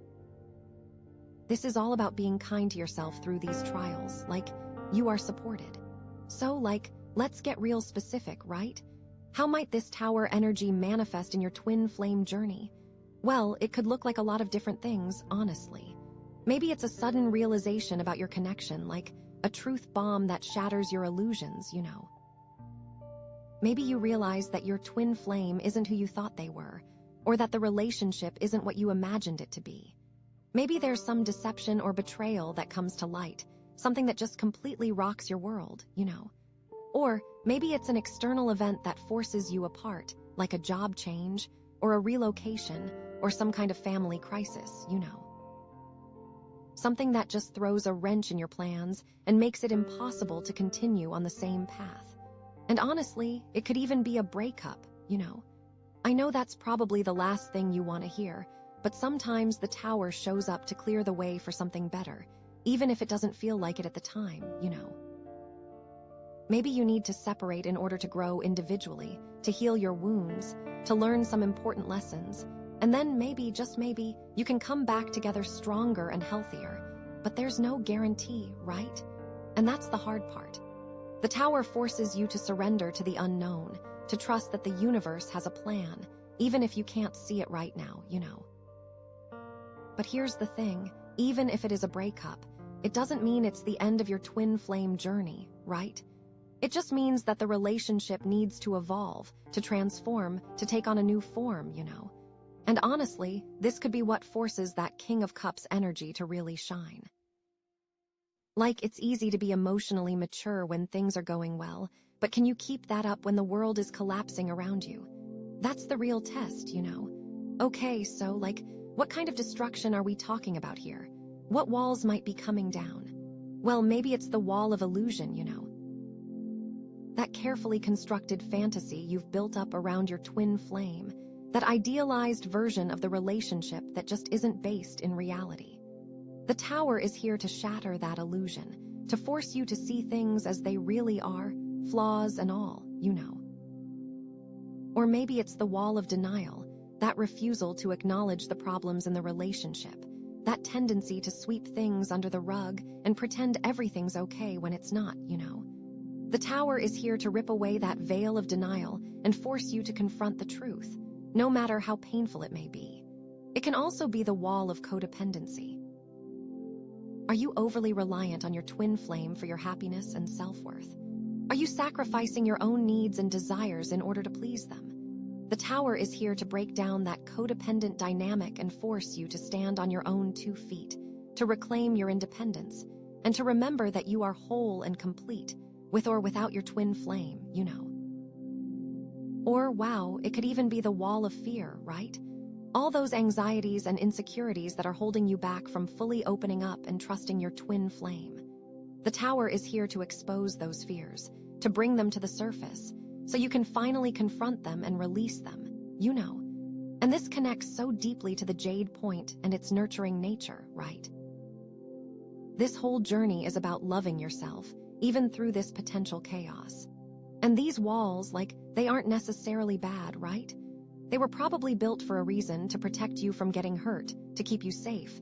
But at some point, those walls become prisons, they keep you trapped, they prevent you from growing, and the tower is here to set you free, you know. So how do you navigate this? How do you survive the tower? Well, first of all, remember that King of Cups energy, right? Emotional maturity, compassion, and balance. This is not the time to freak out, to panic, to lash out. This is the time to stay calm, to stay grounded, and to respond from a place of love and understanding, you know. It might be hard. It might be really, really hard, but it's so important to try. And okay, practice self-care. Take care of yourself physically, emotionally, and spiritually, Eat healthy, exercise, get enough sleep, meditate, journal, spend time in nature, do things that bring you joy, and connect with your support system. Because you're going to need all the strength and resilience you can muster, and you can't pour from an empty cup, And allow yourself to feel your feelings, right? Don't try to suppress them, don't try to ignore them, don't try to pretend they're not there, acknowledge them, validate them, and let them flow through you, It's okay to be sad, it's okay to be angry, it's okay to be scared, it's okay to grieve, just don't get stuck in those emotions, don't let them consume you, and don't let them control you, Because the more you resist your feelings, the stronger they're going to become, and the harder it's going to be to move forward. And surrender to the process, right? Accept that things are changing, accept that you can't control everything, and trust that the universe has a plan, even if you can't see it right now. This is not easy, I know, but it's essential, Because the more you resist the change, the more painful it's going to be. The more you cling to the old, the harder it's going to be to let go. And connect with your intuition, lean on that high priestess energy, and remember, the wheel of fortune is still turning, so this too shall pass. Look for the lessons, right? Ask yourself, what is this experience teaching me? What am I learning about myself? What am I learning about my twin flame? What am I learning about relationships? Because every challenge is an opportunity for growth. Every crisis is a chance to evolve, and every ending is a new beginning. The tower is not just about destruction, it's also about transformation. It's about clearing away the old to make way for the new. It's about breaking free from limitations and restrictions, and it's about stepping into your full potential, So embrace the chaos, embrace the change, and trust that you are exactly where you need to be, even if it doesn't feel like it right now. And you know what else? Forgive. Forgive yourself, forgive your twin flame, forgive the universe, forgive everyone who has ever hurt you, Because holding onto resentment and bitterness is only going to weigh you down. It's only going to keep you stuck in the past, and it's only going to prevent you from moving forward. Forgiveness is not about condoning bad behavior.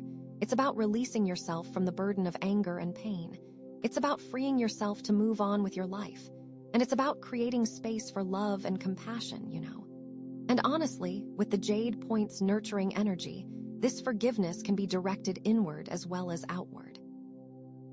It's okay to have made mistakes. It's okay to have been hurt. It's okay to be imperfect.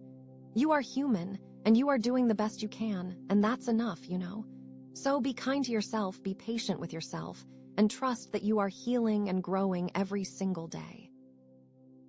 Okay, so the tower, yeah, it can be scary, but it can also be liberating.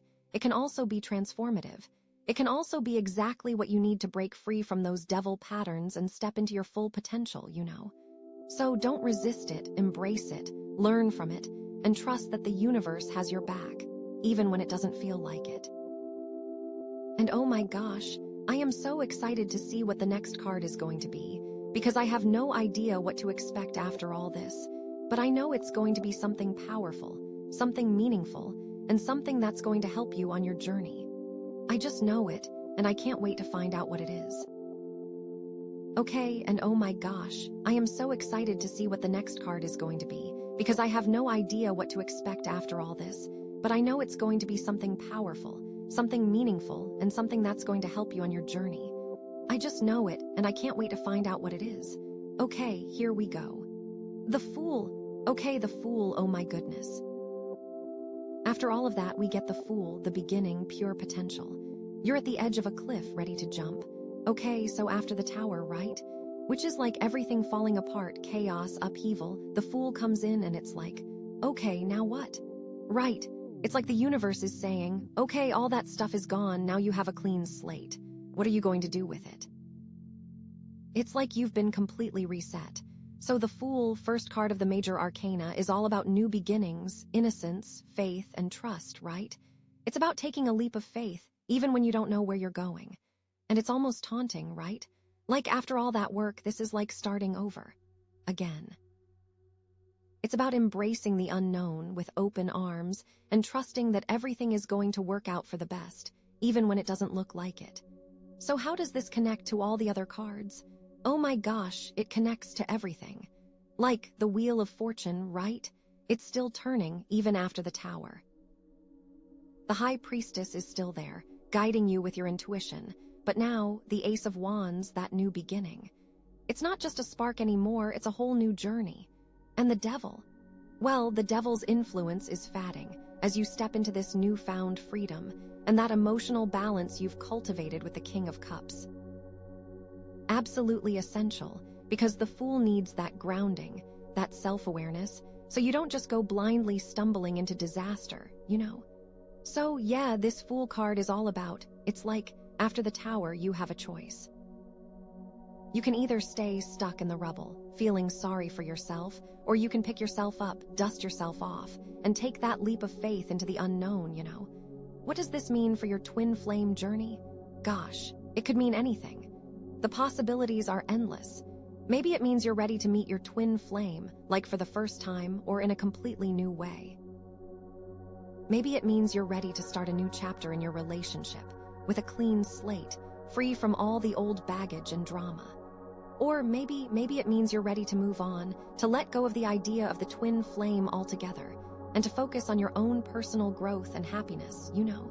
Okay, so what are you stepping away from? After that Tower, it's gotta be big.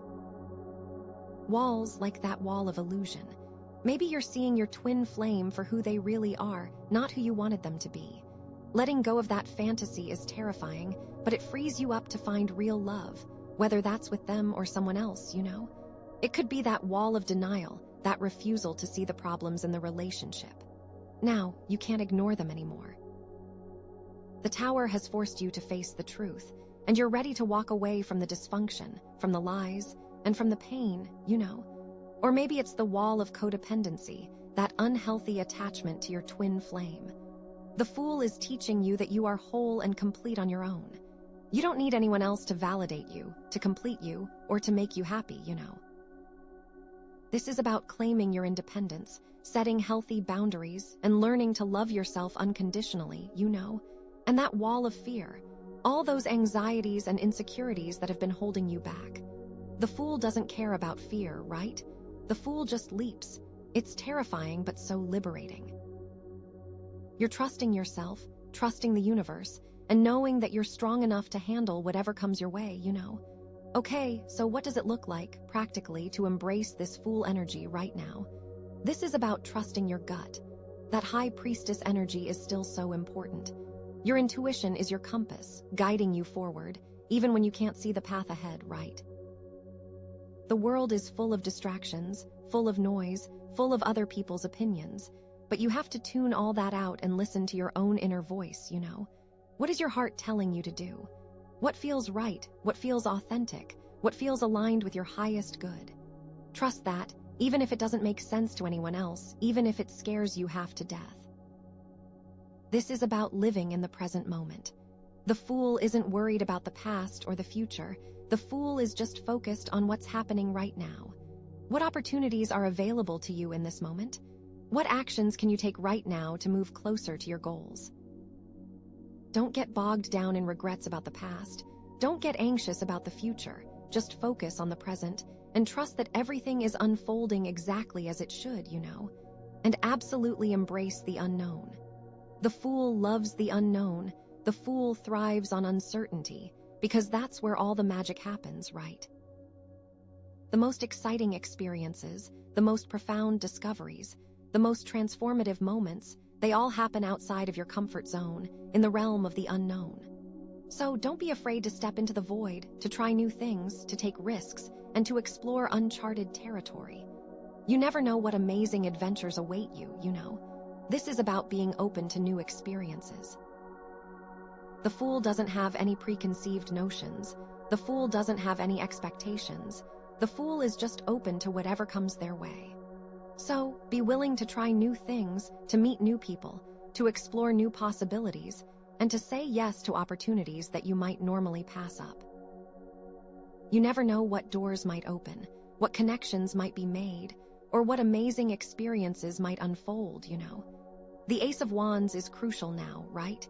This isn't just about starting something, it's about starting something authentic, something that truly lights you up, something that aligns with your soul's purpose. Maybe it's a new hobby, a new career path, a new relationship, a new spiritual practice, whatever it is. Make sure it's something that you're passionate about, something that makes you feel alive, and something that you're excited to pursue, even if it's scary, And the emotional balance, that King of Cups energy, is key to enjoying the ride. The Fool can be impulsive, can be reckless, can be a little bit naive, so it's important to stay grounded, to stay centered, and to make sure you're not making any rash decisions that you might regret later, right? Use your emotional intelligence to guide you, to help you navigate tricky situations, and to make choices that are in alignment with your highest good, And that Jade point, that nurturing energy, is more important than ever now. The Fool is embarking on a new journey, and that can be both exciting and terrifying, so it's essential to be kind to yourself, to be patient with yourself, and to give yourself the love and support you need to thrive, This is a time for self-care, for self-compassion, and for self-love. Nurture your mind, nurture your body, nurture your soul, and remember that you are worthy of all the good things that are coming your way, So, the Fool, wow, what a card to end on, or is it the end? This could be the start of something amazing, or it could be a warning to proceed with caution. Only the next card, if there was one, would tell for sure. Okay, and oh my gosh, strength. Wow. After all of that, after the Wheel, the High Priestess, the Ace, the Devil, the King, the Tower, and the Fool, we get strength. I mean, come on. Does it get any better than that? This is like the universe is giving you a standing ovation, This is like, you did it, you survived, you're amazing. This card is all about inner strength, courage, compassion, and control, but not control like the devil, right? This is about mastering your emotions and mastering yourself. This is about facing your fears and coming out on top. This is about knowing your worth and standing in your power. And it's so perfect for the Jade Stone, right? All that nurturing leading to you discovering the strength inside, like a lion or lioness. So how does this strength card connect to everything else we've seen? Well, it connects to everything, right? It's like the glue that holds it all together. The Wheel of Fortune. It's still turning, right? Life is still changing. Cycles are still coming and going. But now you have the strength to ride those waves, to adapt to whatever comes your way, and to trust that everything is happening for your highest good, You're not a victim of fate, you're a master of your destiny, and you have the strength to steer your own ship, no matter how stormy the seas get. The High Priestess. She's still whispering in your ear, guiding you with your intuition, but now you have the strength to actually listen to her, to trust your gut, and to follow your inner guidance, even when it doesn't make sense to anyone else. You're not afraid to be different, you're not afraid to stand alone, and you're not afraid to blaze your own trail, because you know that you have the wisdom and the courage to make the right choices for yourself. The Ace of Wands, that spark of inspiration. It's now a roaring flame, burning bright within you, fueling your passions and driving you forward with unstoppable energy, You're not afraid to take risks, you're not afraid to pursue your dreams, and you're not afraid to put yourself out there, because you know that you have the talent, the skills, and the determination to achieve anything you set your mind to. The Devil. Yeah, he's still lurking in the shadows, trying to tempt you with those old patterns and those limiting beliefs. But now you have the strength to resist his allure, to break free from those chains, and to choose a different path, a path of freedom, a path of authenticity, and a path of self-love, You're not defined by your past, you're not controlled by your fears, and you're not bound by anyone else's expectations, because you are the master of your own destiny. The King of Cups, that emotional balance, it's now a superpower, allowing you to navigate even the most challenging situations with grace, compassion, and understanding, You're not afraid to feel your emotions, you're not afraid to be vulnerable, and you're not afraid to show your true colors, because you know that your emotions are a source of strength, not a weakness, and that your vulnerability is what makes you human and relatable. The Tower. Yeah, that was rough, right? but you survived it. You came out stronger, wiser, and more resilient than ever before, you know. You learned that even when everything falls apart, you have the inner resources to rebuild, to recreate, and to transform your life into something even more beautiful than before. You're not afraid of change, you're not afraid of loss, and you're not afraid of the unknown, because you know that every ending is a new beginning, and that every challenge is an opportunity for growth. And the Fool, that leap of faith, it's now a confident stride, a purposeful step forward into a future filled with endless possibilities, you know. You're not afraid to take risks, you're not afraid to try new things, and you're not afraid to fail, because you know that every mistake is a learning opportunity, and that every failure is a stepping stone to success. You're open to anything, you're ready for anything, and you're excited about everything that lies ahead. The wheel has turned full circle now, and it's time to begin again. So what does this strength card mean for your twin flame journey? Oh my gosh, so many things. It could mean that you're finally ready to face your twin flame, to have that honest conversation, to set those healthy boundaries, and to create a relationship that is based on mutual respect, love, and understanding, you know. You're not afraid to be yourself, you're not afraid to speak your truth, and you're not afraid to walk away if the relationship isn't serving your highest good. You are the prize, and you deserve to be treated with love, kindness, and respect. It could mean that you're ready to forgive your twin flame, to release all that resentment and bitterness, and to move forward with a clean slate, you know. You understand that everyone makes mistakes, that everyone is on their own journey, and that holding on to anger only hurts you in the long run. You choose to let go, to forgive, and to focus on creating a positive future, with or without your twin flame. It could mean that you're ready to let go of the idea of the twin flame altogether, to release that attachment to the outcome, and to focus on your own personal growth and happiness. You know. You realize that you are whole and complete on your own, that you don't need anyone else to validate you, and that your happiness is not dependent on anyone else's actions. You choose to love yourself unconditionally, to pursue your own passions, and to create a life that is fulfilling and meaningful, regardless of your relationship status. Or it could mean that you and your twin flame are finally ready to come together in a harmonious and balanced union, to create a relationship that is based on mutual respect, love, and support, you know. You've both done the work, you've both healed your wounds, and you're both ready to commit to a relationship that is aligned with your highest good. You support each other's dreams, you encourage each other's growth, and you create a life that is filled with joy, laughter, and unconditional love. Ultimately, what this strength card is telling you is that you have everything you need within you to create the life you've always dreamed of, with or without your twin flame, you know. You are strong, you are courageous, you are compassionate, and you are capable of anything you set your mind to. You just have to believe in yourself, trust your intuition, and take that leap of faith, knowing that the universe has your back always. So how do you embody this strength energy right now? How do you tap into this inner power and unleash your full potential? Well, first of all, practice self-care, prioritize your physical, emotional, and spiritual well-being. You know the drill. And then set healthy boundaries, right? Protect your energy, say no to things that don't feel good, and surround yourself with people who lift you up. And also, challenge your limiting beliefs, question those negative thoughts, and replace them with positive affirmations.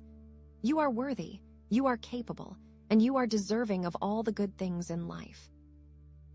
Practice forgiveness like we talked about. Let go of that resentment and bitterness and forgive yourself and others, releasing yourself from the past. Connect with your inner lion or lioness. What makes you feel powerful? What makes you feel alive? What makes you feel like you can conquer the world? Do more of that. Embrace your inner strength, unleash your roar, and step into your power. You are a force to be reckoned with, and you are ready to take on the world, you know. And remember that Jade point, that nurturing energy that brought you here.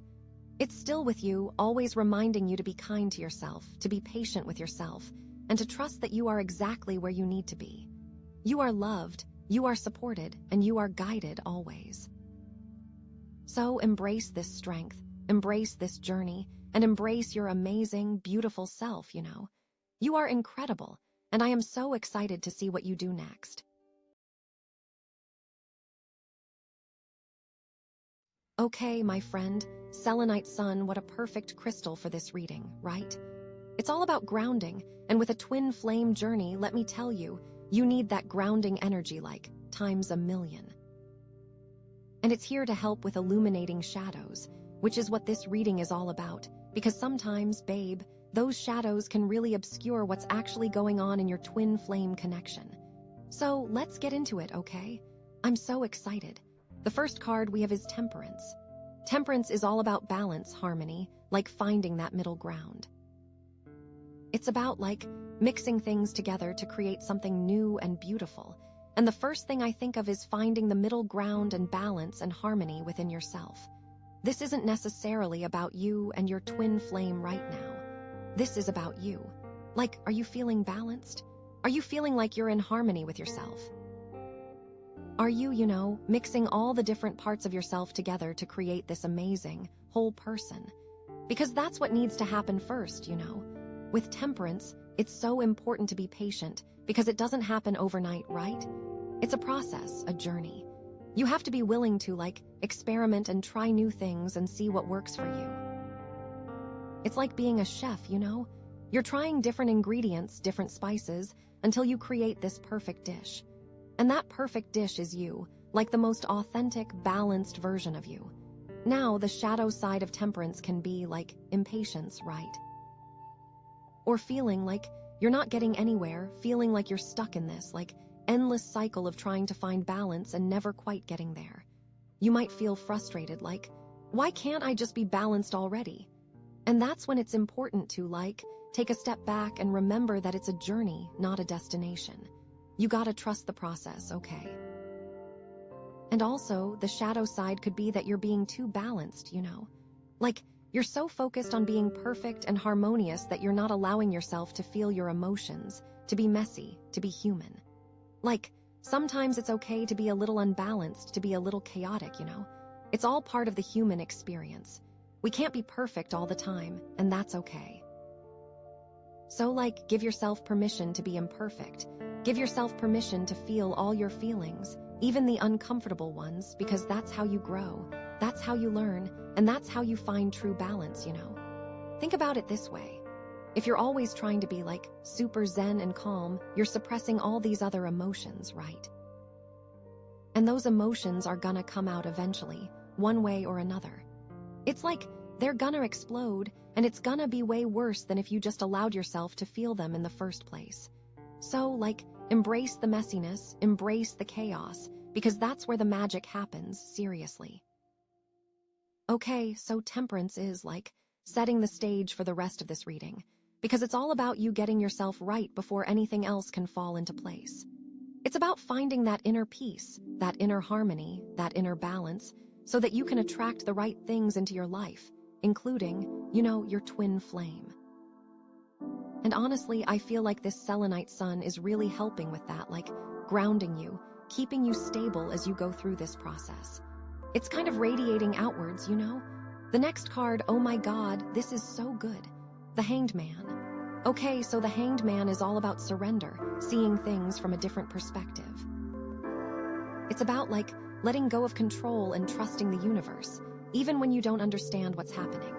And girl, with a twin flame journey, there are gonna be times when you have no freaking idea what's going on, right? You're gonna feel lost, confused, and like you're hanging upside down. Which, you probably are. The Hanged Man is asking you to, release your need to control everything. You can't control your twin flame, you can't control the timing of your union, you can't control anything, really, except for yourself and how you react to things. And that's a hard pill to swallow, right? Especially when you're used to being in control, used to making things happen. But the Hanged Man is saying, let go, surrender, trust. This card often comes up when you're being asked to look at a situation from a completely different angle. Maybe you've been so focused on one particular outcome that you're not seeing the bigger picture. Maybe you've been so caught up in your own drama that you're not seeing things from your twin flame's perspective. The Hanged Man is inviting you to, like, flip things around, look at it upside down, and see what you notice. And this can be really uncomfortable because it means challenging your own beliefs, your own assumptions, your own ego. It means admitting that you might be wrong, that you might not have all the answers. But that's okay, you know? It's part of the process. It's part of growing and evolving. Now, the shadow side of the Hanged Man can be like martyrdom, right? Like feeling like you have to sacrifice everything for this connection, feeling like you have to suffer in order to be with your twin flame. And that's not what this is about at all. The Hanged Man is not about suffering. It's about surrender. It's about choosing to let go, choosing to trust, choosing to see things differently. You might also be like avoiding taking action, using the Hanged Man as an excuse to stay stuck in a situation that's not serving you. Like, oh, I'm just surrendering to the universe, I'm just waiting for things to happen. But that's not surrender, that's avoidance. Surrender is about taking responsibility for your own life, your own choices, and then trusting that the universe will guide you in the right direction. So, with the Hanged Man, it's really about finding that balance between surrender and action, between letting go and taking control. It's about knowing when to push forward and when to step back, when to fight and when to surrender. And that's a tough balance to find, but it's so important, especially on this journey. And honestly, like, this Selenite Sun is really helping with that too, right? Like, grounding you, keeping you centered as you go through this period of surrender and uncertainty. It's like it's reminding you that even when things feel upside down, you're still connected to the earth, you're still supported by the universe. And that is such a comforting thought, honestly. Okay, so we have temperance, we have the Hanged Man, and now we have judgment. Oh my gosh, this is like the grand finale, the big reveal. Judgment is all about awakening, forgiveness, and stepping into your true self. It's about, like, answering the call to be who you're truly meant to be, to live your life with purpose and passion. And with a twin flame connection, that call is even louder, even more insistent, you know. This card often comes up when you're being asked to forgive yourself, to forgive your twin flame, to forgive anyone who's ever hurt you. It's about releasing the past, letting go of resentment, and moving forward with a clean slate. And that can be really hard, especially if you've been holding on to a lot of pain for a long time. But judgment is saying, it's time to let it go. It's time to forgive. It's time to heal. This is also a card of rebirth, of transformation. It's like you're shedding your old skin, your old beliefs, your old patterns, and emerging as a new, more authentic version of yourself. It's like you're rising from the ashes, stronger and wiser than before. And that's such a powerful image, right? Like you're not the same person you were before this journey started. You've grown, you've evolved, you've learned so much. And now it's time to put all that knowledge and experience into action, to live your life to the fullest. Judgment is asking you to step into your power, to own your truth, to be unapologetically yourself. It's about embracing your gifts, your talents, your passions, and using them to make a difference in the world. And that doesn't mean you have to be perfect. It doesn't mean you have to have all the answers.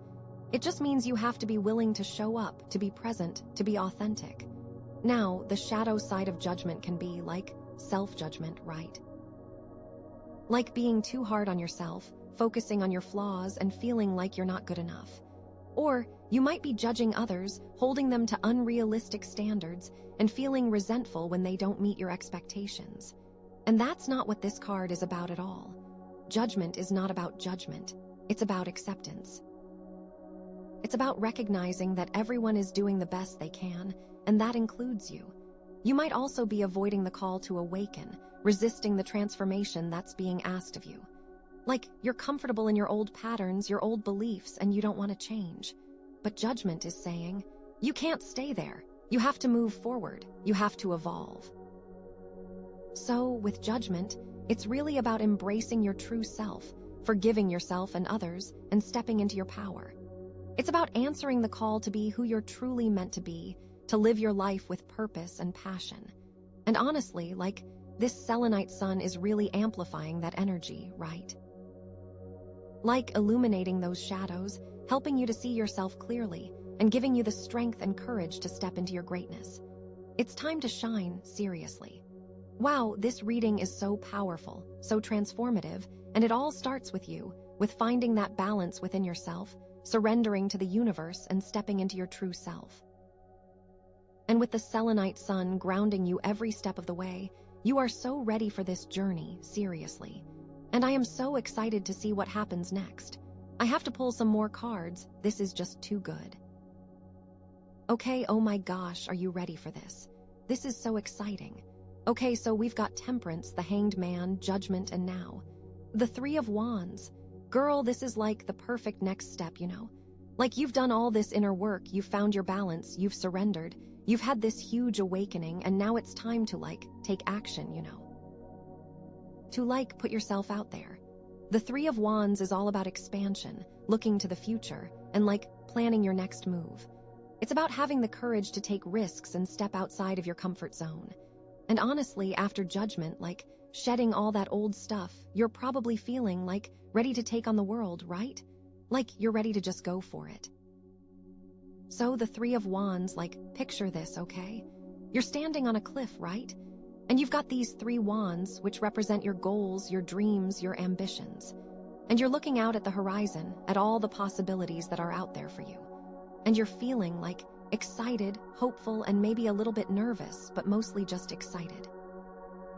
This card is saying that you've laid the groundwork, you've done the preparation, and now it's time to, launch your ship, you know, to set sail and see what adventures await you. It's about having faith in yourself and your abilities and trusting that you're on the right path. And honestly, with that Selenite Sun shining down on you, you are totally on the right path, seriously. Now, in the context of a twin flame journey, the Three of Wands can mean a few different things, you know. It could mean that you're ready to, take your connection to the next level. Maybe you're ready to, have a serious conversation with your twin flame about where things are going. Or maybe you're ready to, make a commitment to each other, you know. It could also mean that you're expanding your horizons in other areas of your life, and that's indirectly affecting your twin flame connection. Maybe you're starting a new job, or moving to a new city, or pursuing a passion project. And as you grow and evolve as an individual, that's gonna have a ripple effect on your relationship with your twin flame, you know. It's the better you feel, the more aligned you are with your purpose, the more magnetic you become to your twin flame. And honestly, that makes so much sense with Temperance, the Hanged Man, and Judgment, because it all comes back to you, right? You have to be solid within yourself before you can really move forward with your twin flame. You can't rely on them to make you happy or to complete you, you know? You have to be whole and complete on your own, and then you can come together as two whole people, creating something even more amazing. But okay, so here's the thing, right? The shadow side of the Three of Wands. Because there's always a shadow side, isn't there? The shadow side can be overextending yourself, taking on too much at once and feeling overwhelmed. It's you're so excited about all the possibilities that you forget to, pace yourself, you know? You're trying to do everything at once and then you end up burning out. And nobody wants that. Or the shadow side could be feeling impatient, why isn't this happening faster? Why aren't things moving forward? You're so eager to see results that you get frustrated when things don't happen on your timeline. And that's when it's important to remember the Hanged Man, right? To surrender, to trust the universe, to know that everything is happening in divine timing. You know, sometimes the universe has a different plan for us than we have for ourselves. And that can be really hard to accept, especially when you're so focused on a particular outcome. But trust that the universe knows what it's doing, okay? It's guiding you towards your highest good, even if it doesn't always feel like it in the moment. And I really feel that Selenite Sun helping you see that, because it is all about grounding and truth, right? So, with the Three of Wands, it's really about finding that balance between taking action and being patient, between planning for the future and living in the present moment. It's about having the courage to pursue your dreams, but also being mindful of your limits. And it's about trusting that the universe has your back, even when things don't go according to plan, you know. Okay, so let's think about some practical scenarios here, okay? Let's say you've been wanting to start your own business for a while, right? And you've been doing all the research, you've been writing a business plan, you've been saving up money. The Three of Wands could be saying that it's time to, take the leap and actually launch your business, to put your ideas out there, to start attracting clients, to start making money. But it could also be saying that you need to, be realistic about your expectations, Don't expect to become a millionaire overnight. It takes time, effort, and dedication to build a successful business. And you're going to face challenges along the way, you're going to make mistakes, but that's okay, that's part of the process. Just learn from your mistakes and keep moving forward. Or, let's say you've been in separation with your twin flame for a while, right? And you've been doing all the inner work, you've been healing your wounds, you've been raising your vibration. The Three of Wands could be saying that it's time to, reach out to your twin flame and see where they're at, to initiate a conversation, to express your feelings, to see if they're ready to come back into your life. But it could also be saying that you need to be prepared for any outcome, Your twin flame might not be ready to reconcile yet. They might still have their own work to do. And that's okay, you can't force them to be with you, you can't control their journey. All you can do is focus on yourself, on your own growth, and trust that if it's meant to be, it will happen, And honestly, that's the hardest part about this whole twin flame thing, right? It's the surrendering, the letting go of control, the trusting that everything is happening for a reason. But it's also the most liberating part, because when you stop trying to control everything, you free yourself up to just be, to just enjoy the journey, to just live your life to the fullest. And that's what the Three of Wands is really inviting you to do, to embrace the adventure, to take risks, to step outside of your comfort zone, and to trust that you're exactly where you're supposed to be, even if it doesn't always feel like it. And with that Selenite Sun shining on you, you really are, I feel it, you really, really are. It is, really the perfect card to follow Judgment, because it's all about taking that newfound clarity and wisdom and putting it into action. It's about building something new, something better, something more aligned with your true self. And it's about having the courage to share that with the world, to inspire others to make a difference. Okay, so what's next? What are we gonna pull next? I'm so curious. Because the Three of Wands is setting the stage for some serious movement, some serious progress. But what kind of progress? Is it going to be smooth sailing, or are there going to be some challenges along the way? Are you going to be met with open arms, or are you going to face some resistance? Oh my gosh, I can't wait to find out. It's going to be amazing. I can feel it, but wow, I am so excited. Okay, so deep breath, right? Because this is a big one. After all that, we pull the world. Oh my gosh, are you serious? This is so freaking cool. The world, seriously, it doesn't get much bigger than this, It's the final card of the major arcana, the end of the journey, the culmination of everything. So the world is all about completion, wholeness, integration, achieving your goals, reaching your full potential.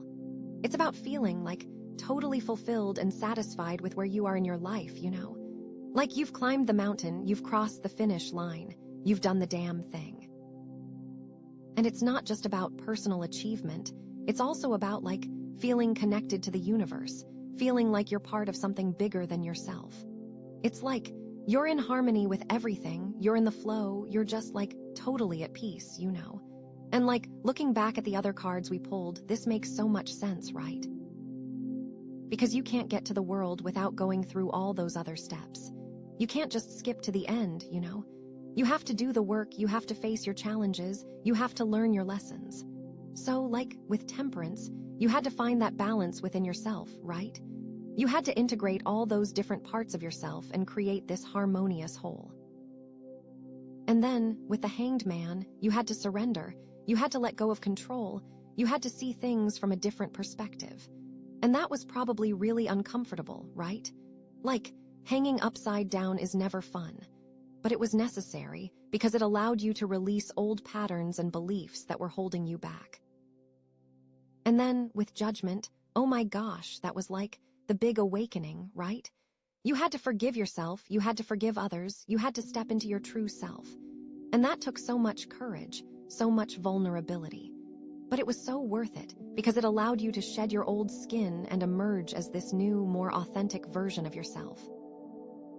And after all of that self-work, you get the Three of Wands, which is about taking all that inner growth and expanding it outwards. That's you standing on the cliff, ready to take on the world. You made a plan to get you to where you are, so you are using your ambition to achieve greatness. And now, with the world, it's like you've arrived,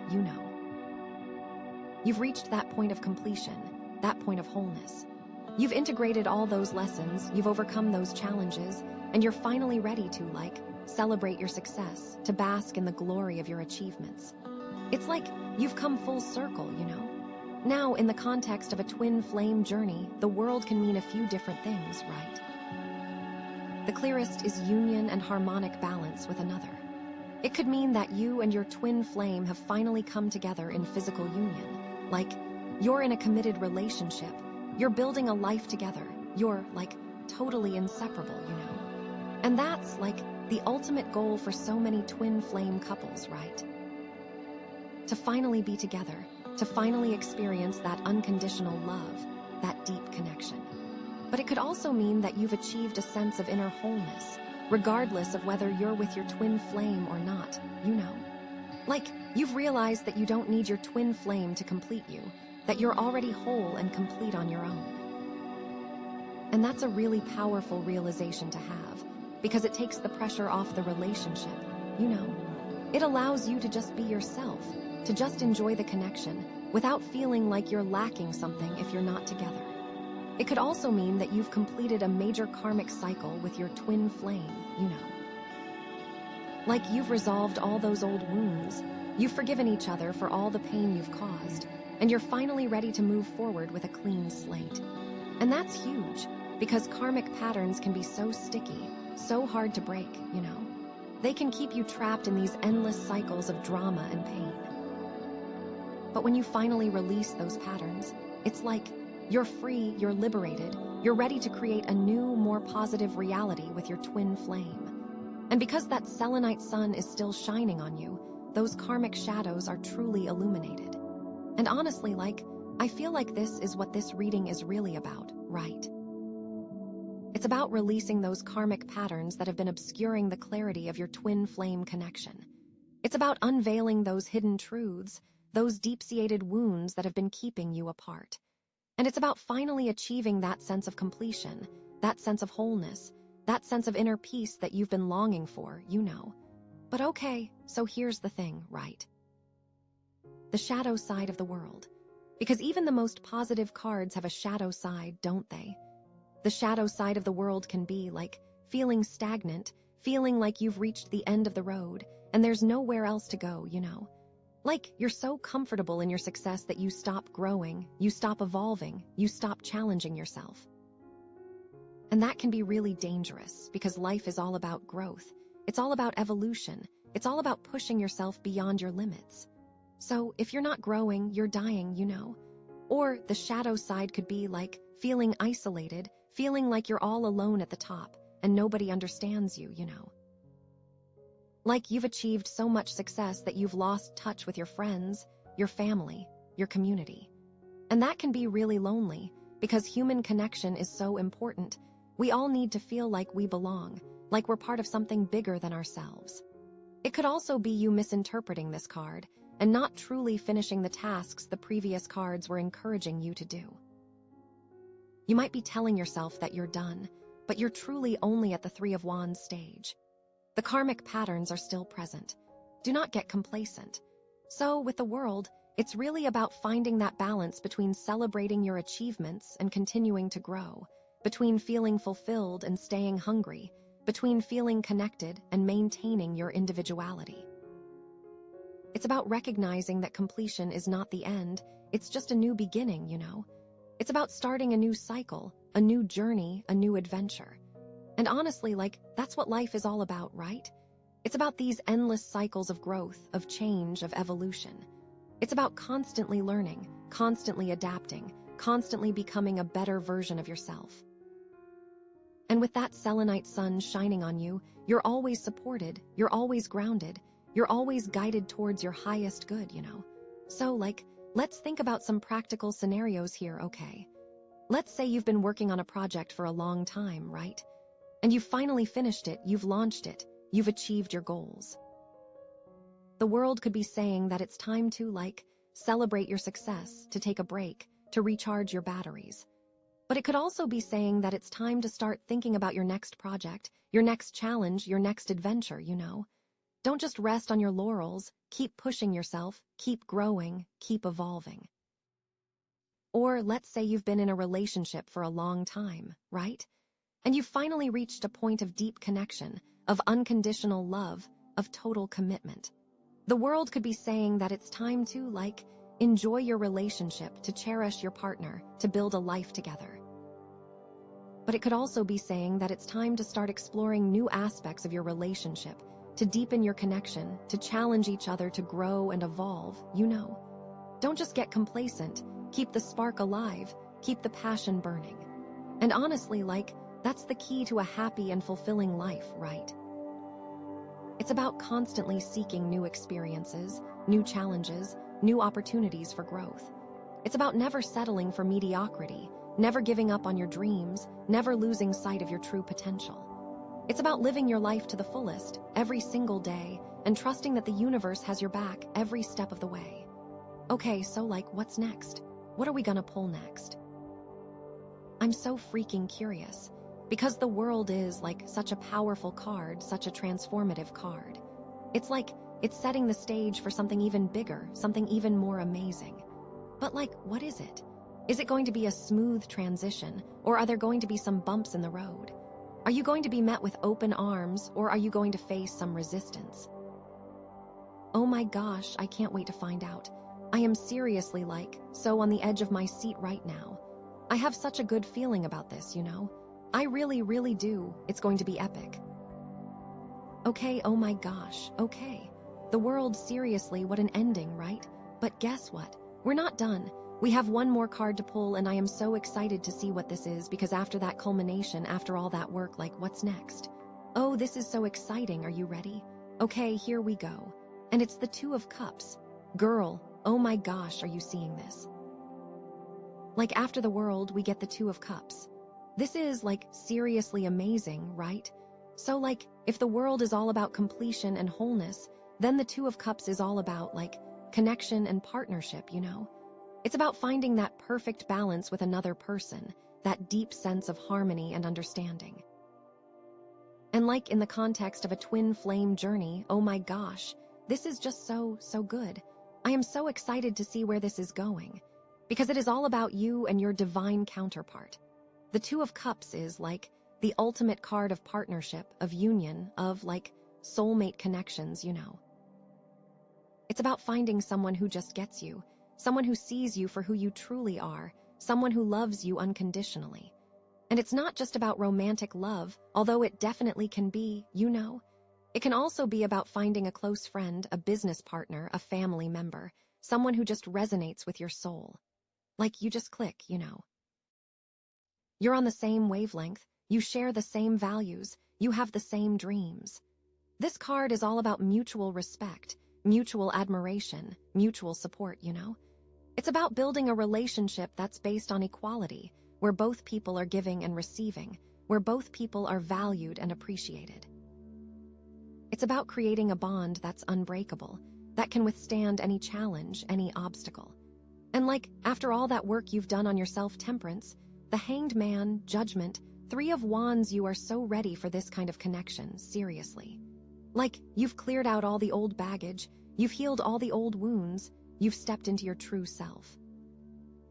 And now you're ready to attract someone who's just as whole, just as healed, just as authentic as you are. And that's what the Two of Cups is all about. Now, specifically with a twin flame, this could be that moment of harmonic union you have been waiting for. Remember, though, that you have to also balance yourself, you know? That was the first card. So, what does this mean for you, practically? Well, it could mean that you're about to meet your twin flame if you haven't already.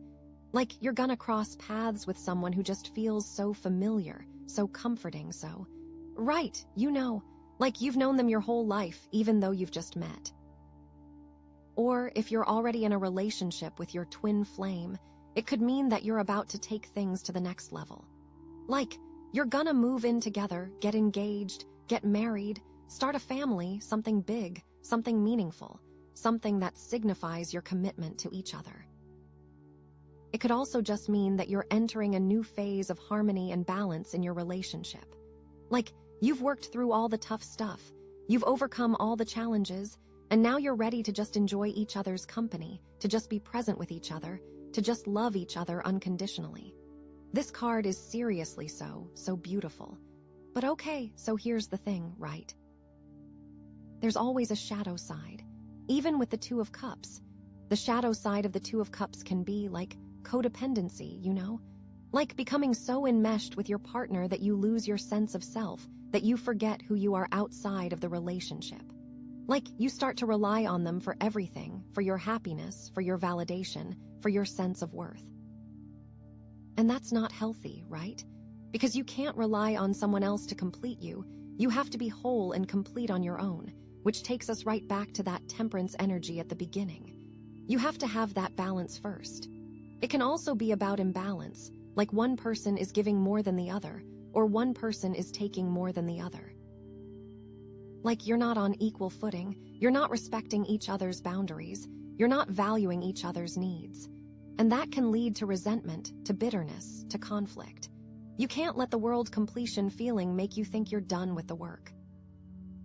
Or it could be about idealizing your partner, like putting them on a pedestal and not seeing them for who they truly are, flaws and all. Like, you're so infatuated with them that you overlook their imperfections, their shortcomings, their red flags. And that can lead to disappointment, to disillusionment, to heartbreak. You have to be realistic. You have to be grounded. You have to see your partner for who they truly are, not for who you want them to be. So, with the Two of Cups, it's really about finding that balance between connection and individuality, between intimacy and independence, between love and respect.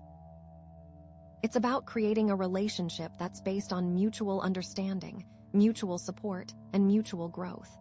It's about honoring each other's differences, celebrating each other's strengths, and accepting each other's weaknesses.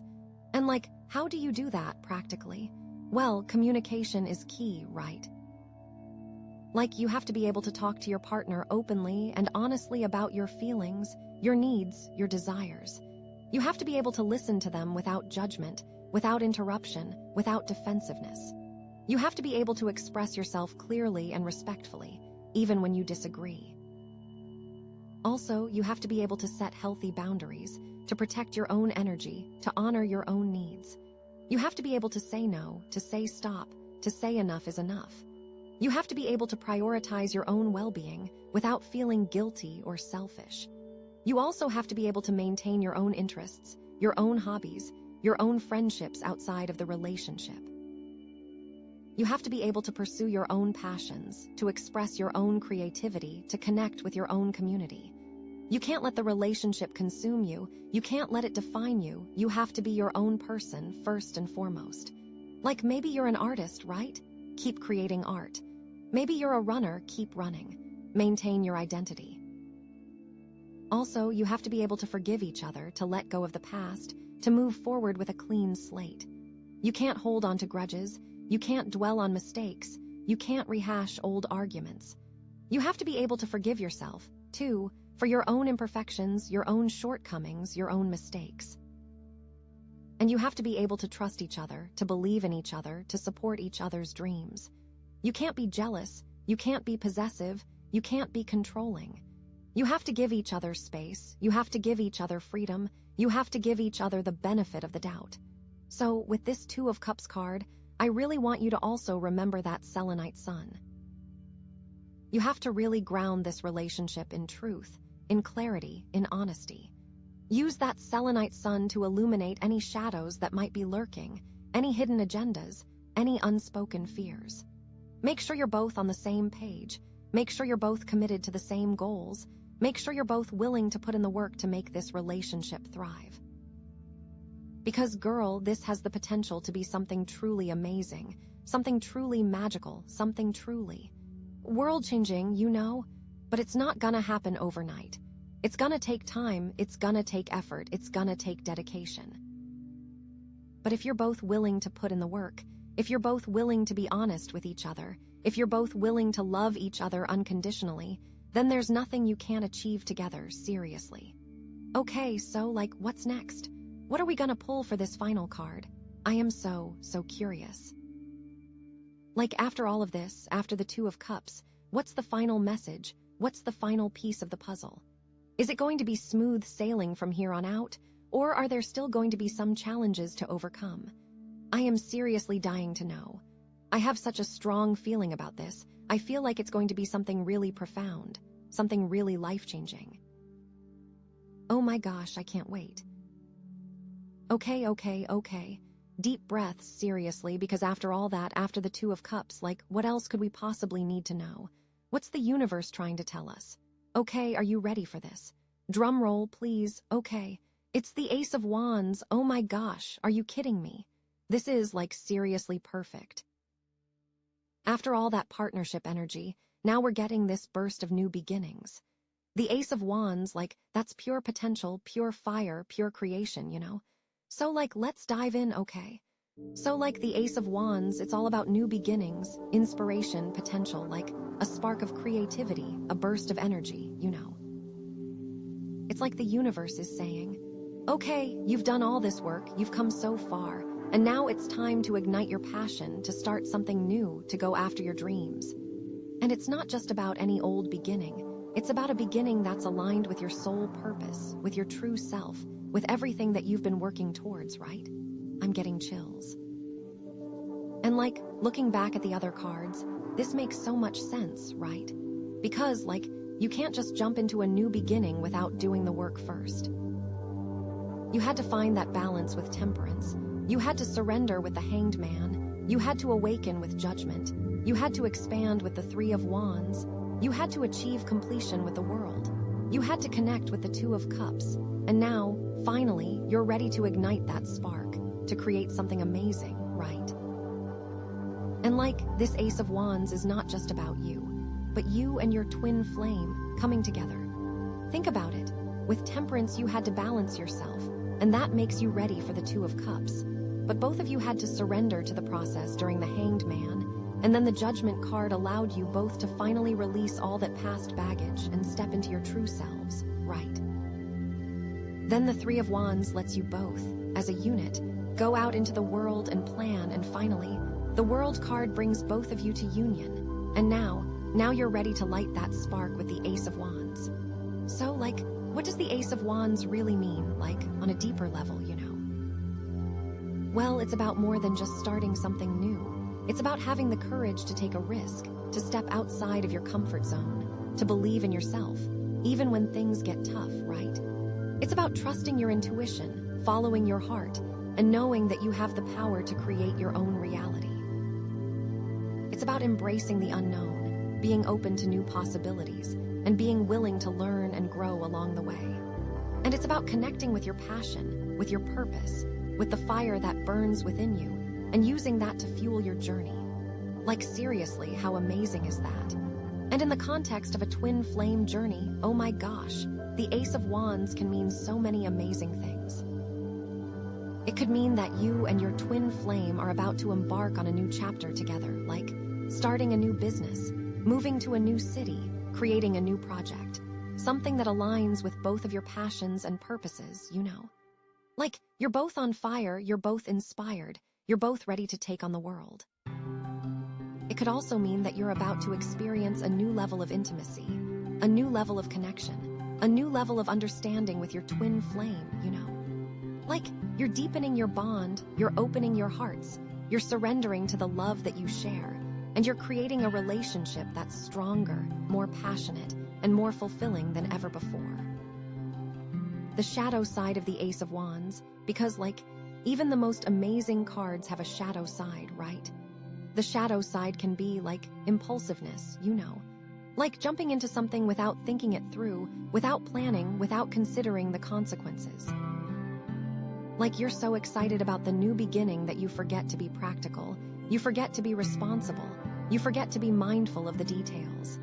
And that can lead to mistakes, to setbacks, to disappointment, right?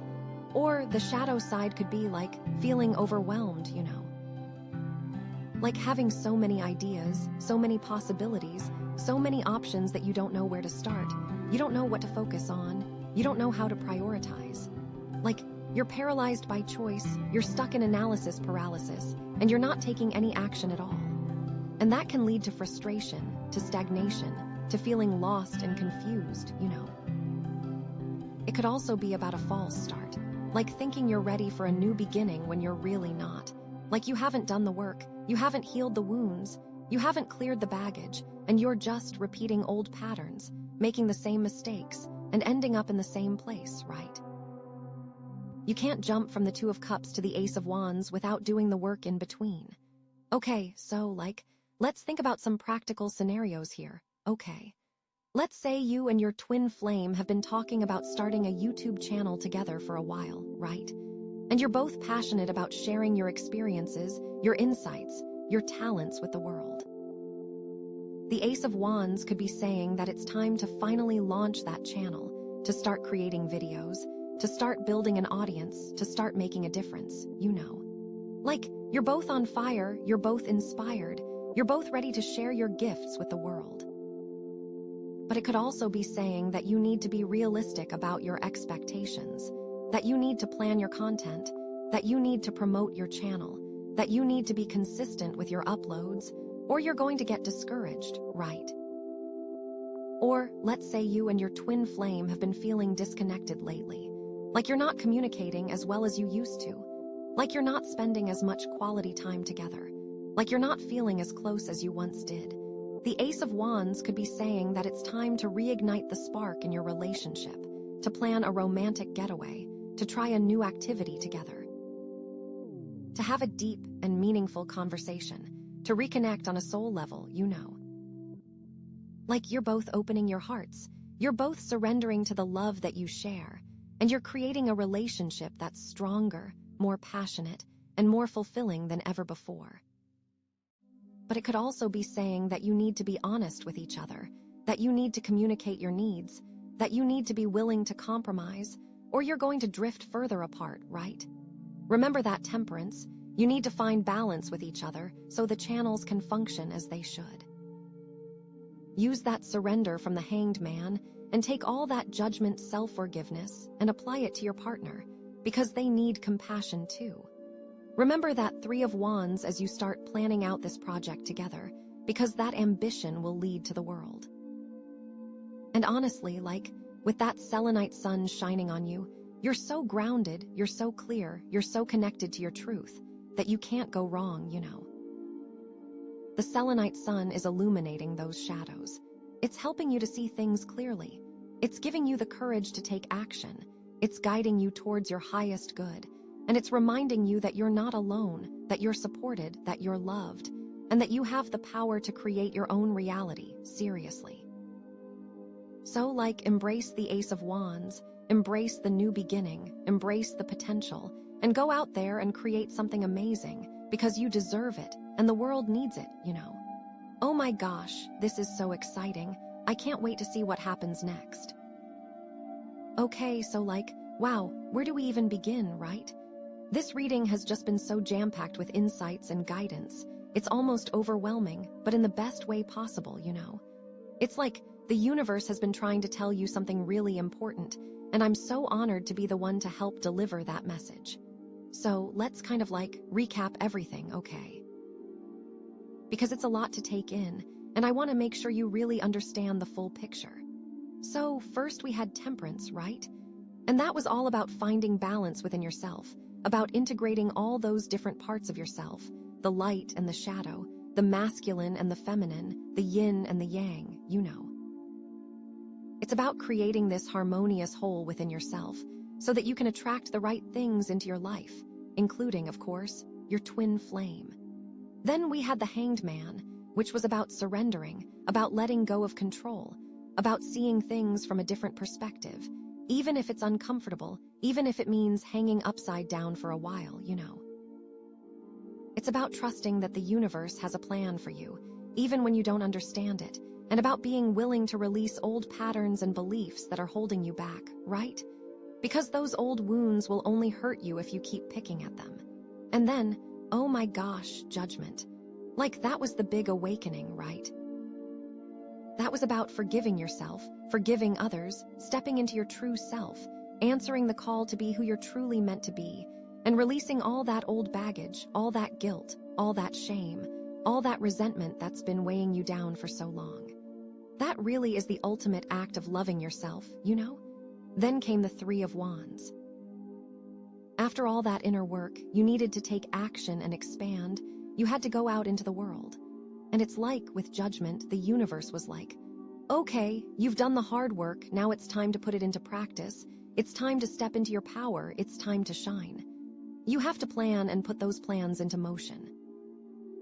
Then we had the world, and that's like the culmination of everything, right? That's about completion, wholeness, integration, achieving your goals, reaching your full potential, and feeling connected to the universe, feeling like you're part of something bigger than yourself.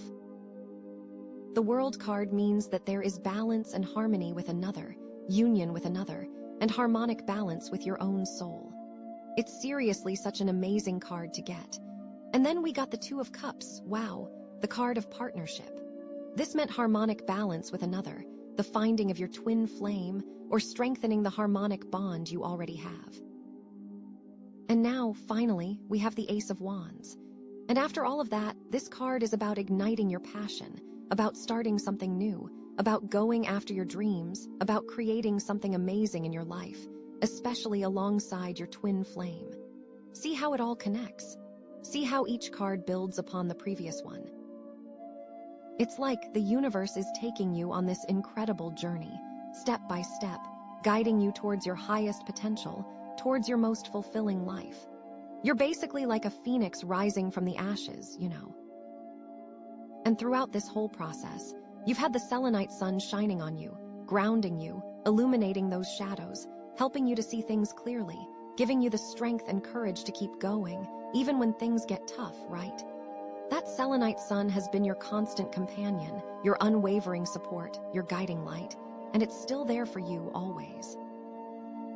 And like, seriously, that's why this crystal was so perfect for this reading, because it really embodies the energy of grounding and illumination that you've been needing on this journey. The shadows have been illuminated, they're gone. Now, okay, so what does all this mean for you, practically, right? Well, with this Ace of Wands energy, it's like the universe is saying, okay, you're ready. You're ready to start that new project. You're ready to deepen that connection. You're ready to create that amazing life you've always dreamed of. But, and this is a big but, you have to be mindful of the shadow side of the Ace of Wands, right? You can't just jump in without thinking, without planning, without considering the consequences. You have to be responsible, you have to be practical, you have to be mindful of the details, and you cannot let those shadows creep back in. It's important to take things one step at a time, to break down your goals into smaller, manageable steps, to create a plan, and to stick to it, even when you feel overwhelmed, even when you feel discouraged, even when you feel like giving up. Remember temperance and strike a balance between starting and taking action. Remember the Hanged Man and surrender to those changes in the plan if you need to. Judgment will allow you to forgive yourself if that plan doesn't go as intended. And you also have to be aware of the potential for false starts, right? You can't just pretend that you're ready for a new beginning when you haven't really done the work, when you haven't really healed the wounds, when you haven't really cleared the baggage. You have to be honest with yourself, you have to be authentic, and you have to be willing to put in the effort to create a solid foundation for your new beginning. Remember that Three of Wands and really put your ideas out there and be willing to work as you expand to greatness. This will get you to the World card, where harmonic balance can truly thrive. Make sure you use the Two of Cups with all that you've learned to continue harmonic growth in your life. And most importantly, you have to believe in yourself, you have to trust your intuition, you have to follow your heart, and you have to know that you have the power to create your own reality. You are so ready for the Ace of Wands. You are seriously amazing, you are so strong, you are so capable, and you have so much to offer the world. especially in connection with your twin flame. And with that Selenite Sun shining on you, you are unstoppable. The Selenite Sun is like your secret weapon, you know. It's your reminder that you're always supported, that you're always guided, that you're always loved, and that you have the power to create an amazing life for yourself.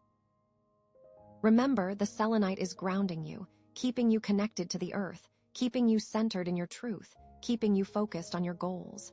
And it's illuminating those shadows, helping you to see things clearly, helping you to make wise decisions, helping you to avoid potential pitfalls. So, use that Selenite Sun to your advantage, girl. Keep it close, keep it charged, and keep it shining. You have to truly step into your power, you have to own your worth, and you have to believe in yourself, even when nobody else does. You have to be willing to take risks, to step outside of your comfort zone, to try new things, and to fail, because failure is just a stepping stone to success, right? You have to be willing to learn from your mistakes, to forgive yourself for your imperfections, and to keep moving forward no matter what. You really are amazing. The path is yours and you can take it. I know it. And most importantly, you have to remember that you're not alone, you know.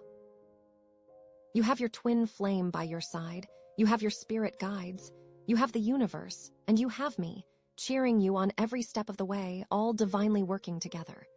We are all here to support you, to guide you, to love you, and to help you create the amazing life that you deserve. You are so loved, you are so valued, and you are so capable of achieving anything that you set your mind to. So go out there, ignite that spark, and create something amazing. I know you can do it, I believe in you, and I am so excited to see what you create. It's time to shine, seriously. Never forget that. Okay, so the Sapphire Pyramid, right? It's all about transformative energy. And that's so perfect for this reading because we're looking at your ascension blueprint within this twin flame journey, which means embracing the spiritual evolution that it's inviting you into. This is a deep dive, you know, so let's get into these cards. The first one we have is the Five of Swords, and oh my gosh, this card can sting, you know? It often represents conflict, disagreements, and sometimes even feeling defeated. It's like you've been in a battle, maybe not a physical one, but definitely an emotional or mental one. And it feels like someone, maybe even you, has walked away feeling like they won. But at what cost, right? There's a sense of, I don't know, maybe injustice, or feeling like you've been outsmarted, or that someone hasn't played fair. And in the context of a twin flame journey, this could manifest in so many ways. It could be arguments with your twin flame where harsh words were exchanged, and now there's this lingering feeling of regret or resentment. Or maybe it's conflict within yourself, like battling your own ego and insecurities. You know, that push and pull of wanting to surrender to the connection, but also being afraid of getting hurt. It's almost like you're picking up the pieces after a storm, and you're looking around at the damage and wondering, how did we get here? Or, how did I let this happen? There might be a temptation to blame someone else, to point fingers and say, it's all their fault. But the Five of Swords is also about taking responsibility for your part in the conflict, even if it's just acknowledging that you allowed yourself to be drawn into the drama. And it may not even be about your twin flame directly.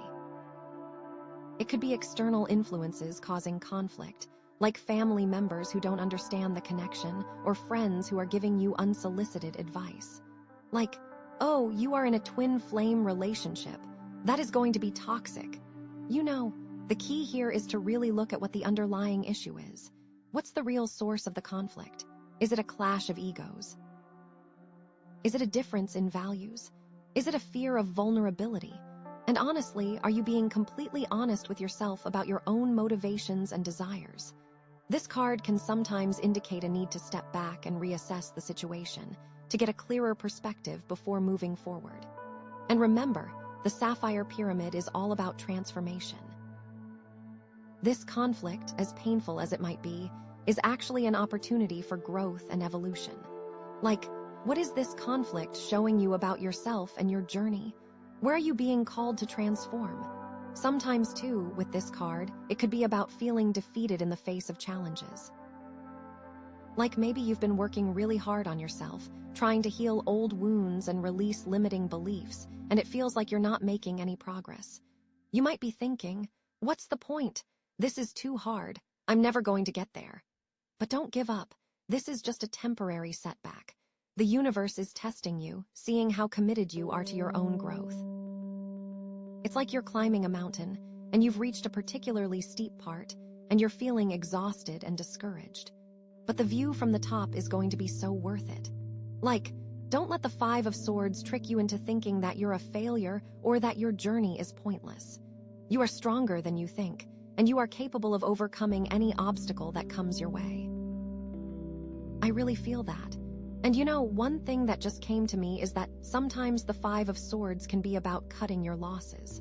Maybe there's a situation or a relationship that's just not serving you anymore, and the healthiest thing to do is to walk away, even if it's painful.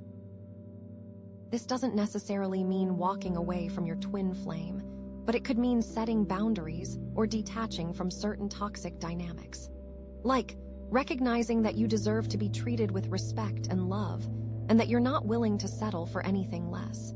So there has to be like a decision that needs to be made, and what that decision looks like is completely up to you.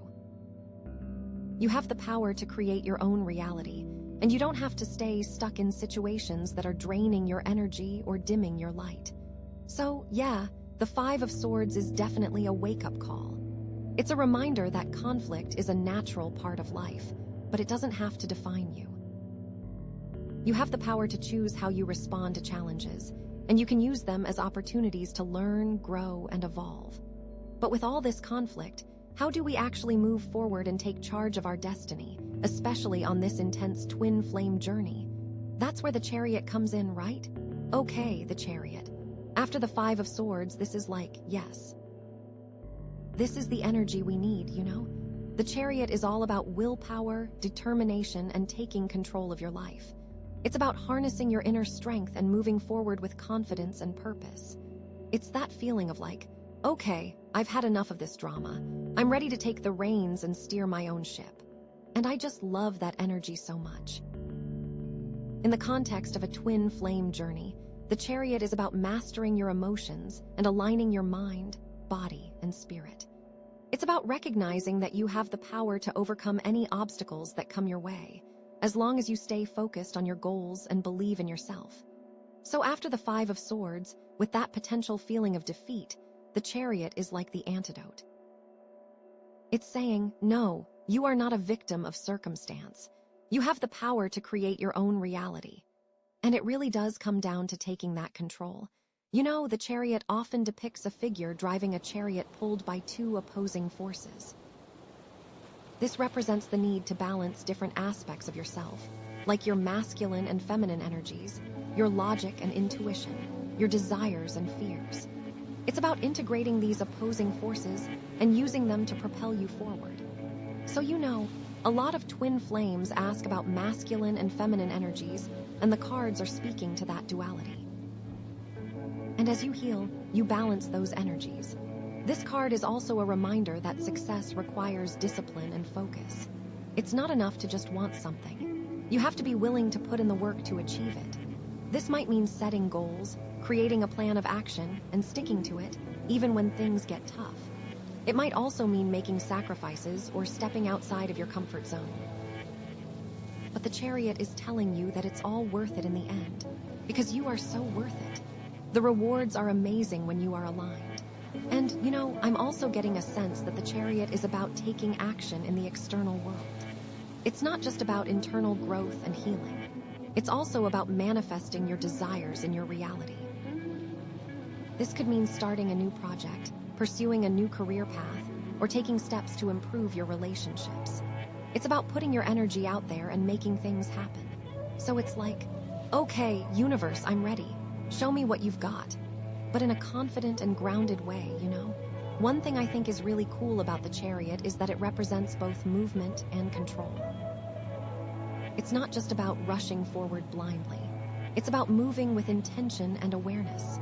It's about being present in the moment and making conscious choices about where you're going and how you're getting there. It's like you're the driver of your own life, and you have the power to navigate any terrain. Think about that. You are in the driver's seat. And in terms of the twin flame journey, the chariot could indicate that you're ready to move forward in your connection. Maybe you've been in separation for a while, and you're feeling called to reunite. Or maybe you're already in union, and you're ready to take your relationship to the next level. Whatever the case may be, the chariot is telling you that now is the time to take action and create the relationship you desire. You know, one of the biggest challenges on the twin flame journey is overcoming fear.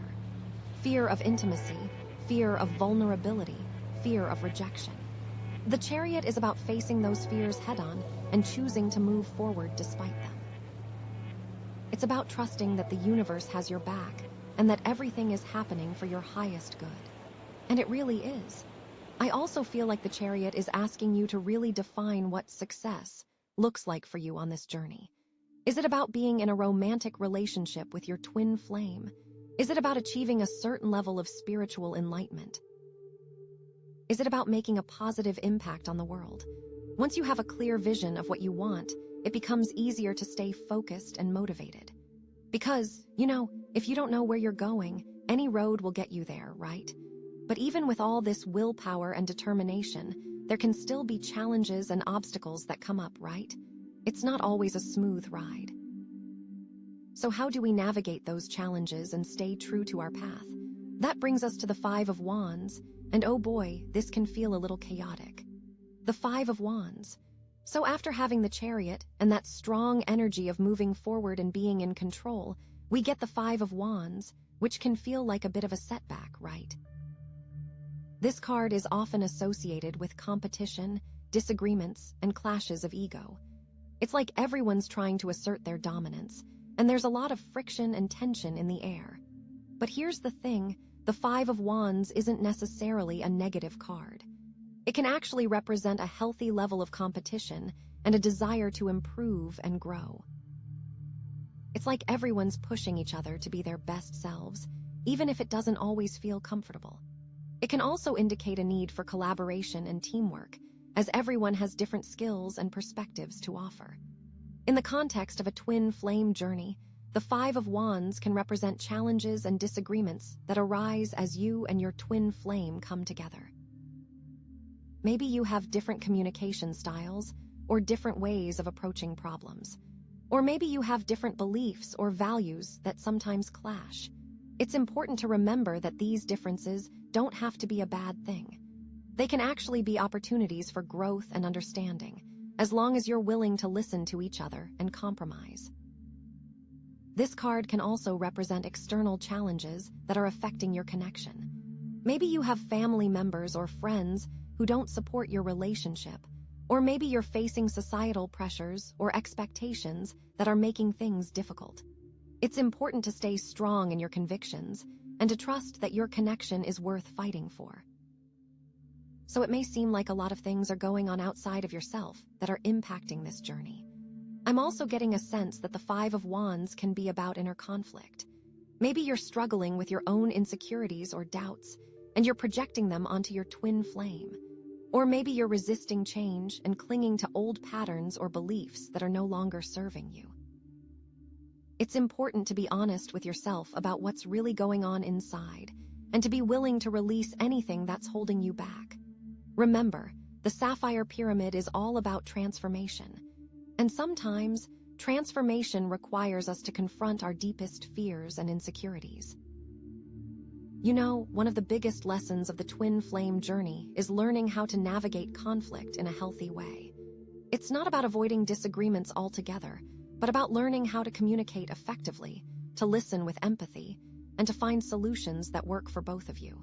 It's about recognizing that you're on the same team, even when you disagree. The Five of Wands can also be a reminder to stay true to yourself and to not get caught up in other people's drama. It's important to set boundaries and to protect your energy, especially when you're dealing with challenging people or situations. It's okay to say no, to walk away, or to simply disengage from the conflict. And you know, something that's just coming to me is that sometimes the Five of Wands can be about testing your commitment. The universe might be throwing challenges your way to see how serious you are about this journey. Are you willing to stick it out, even when things get tough? Are you willing to do the work that's required to heal and grow? The Five of Wands is a test of your resilience, your faith, and your love. The universe is always working in your favor, even when it doesn't feel like it. So yeah, the Five of Wands can feel a bit chaotic, but it's ultimately about growth and evolution. It's about learning how to navigate conflict, to stay true to yourself, and to trust in the journey, even when things get tough. And remember, the Sapphire Pyramid is all about transformation. So these challenges are ultimately leading you to a higher level of consciousness and a deeper connection with your twin flame. It's like you're being forged in the fire, and you're emerging stronger and more resilient than ever before. And something else that I'm seeing here, tying it all together, is that this entire journey, as reflected by these cards, is really about learning to master your own energy. The Five of Swords highlights the potential for feeling victimized or defeated, but the Chariot empowers you to take control and steer your own destiny. And the Five of Wands shows that even when there are external or internal conflicts, you have the ability to navigate them and come out stronger on the other side. So, with all these different energies at play, what's the ultimate outcome or destination that we're moving towards? Like, what does this ascension blueprint really look like in practice? Okay, so after all that, the Five of Swords, the Chariot, the Five of Wands, we finally have the Ace of Pentacles. Yes, this is like a breath of fresh air, you know? It's like after all the conflict and the challenges, there's finally an opportunity for something new and solid to take root. So how does that look in this situation? This is so exciting. The Ace of Pentacles, in general, is all about new beginnings, new opportunities, and material abundance. It's like the universe is saying, okay, here's a seed. Plant it, nurture it, and watch it grow. It's very much about potential, about what could be. And in the context of a twin flame journey, this could mean a whole bunch of things, right? It could mean a new level of commitment, a new shared project, or even a literal new home together. It's all about creating a solid foundation for your connection to grow and flourish, and that is really amazing. So let's dig into this a little bit more. What kind of opportunities are we really talking about here? I feel like this isn't just about money, although that could definitely be a part of it. This is more about resources, stability, and tangible progress on your shared path. Think about it. Pentacles are all about the earth element, about the physical world, about what you can touch and see and feel. So this ace is saying that there's an opportunity to create something real and lasting with your twin flame. What could be more exciting? Maybe it's starting a business together, something that aligns with both of your passions and skills. Imagine combining your talents to create something that not only brings you financial abundance, but also makes a positive impact on the world. That is such a twin flame thing to do, right? Creating something together for the greater good. Or maybe it's about buying a home together, creating a safe and nurturing space where you can both feel grounded and supported. I feel like with this, and all that's going on in the world, having a safe, nurturing space is so important. Like your own sanctuary. Or maybe it's something else entirely. Maybe it's about starting a creative project together, like writing a book, making music, or creating art. Whatever it is, the Ace of Pentacles is telling you that now is the time to invest in something tangible, something that will bring you both a sense of security and fulfillment. Like, this isn't just about airy-fairy dreams. It's about taking practical steps to create a better future together. And it goes back to the Chariot, right? It's one thing to have the willpower, but another to take action. This card is asking for action. So, how does this Ace of Pentacles connect back to the Five of Swords and the Five of Wands? Well, think about it. The Five of Swords was all about conflict and disagreements, maybe even feeling defeated, right? And the Five of Wands was about competition and clashes of ego. But the Ace of Pentacles offers a way to move beyond all that. It's like saying, okay, we've had our battles, we've had our disagreements, but now it's time to build something together. You know, instead of focusing on what's tearing you apart, focus on what can bring you together, something solid and real. This new foundation can help you overcome past conflicts by giving you a shared sense of purpose and direction. When you're both working towards the same goal, it's easier to let go of old grudges and move forward as a team. It's like saying, okay, we're in this together. We're building something amazing, and we can't let past conflicts get in the way. And in terms of navigating future challenges, the Ace of Pentacles provides a sense of stability and security that can help you weather any storm. When you have a solid foundation, you're less likely to be shaken by external pressures or internal doubts. You know, it's like having a strong anchor that keeps you grounded, even when the waves are crashing around you. And remember, the Sapphire Pyramid is all about transformative energy. So, how does this Ace of Pentacles represent a tangible step towards spiritual evolution and aligning with your higher purpose? Well, I think it's about recognizing that true abundance isn't just about money or material possessions. It's about creating a life that's aligned with your values and your soul's purpose. And when you're in a twin flame connection, that means creating a life that's not only fulfilling for you individually, but also for you as a couple. This card is like a physical manifestation of that alignment. It's about taking your spiritual beliefs and putting them into action in the real world. It's about creating a life that reflects your highest ideals and values. And in doing so, you're not only transforming your own lives, but also inspiring others to do the same. The possibilities are endless. So, is this ace pointing towards internal shifts, external opportunities, or both? I think it's a little bit of both, honestly.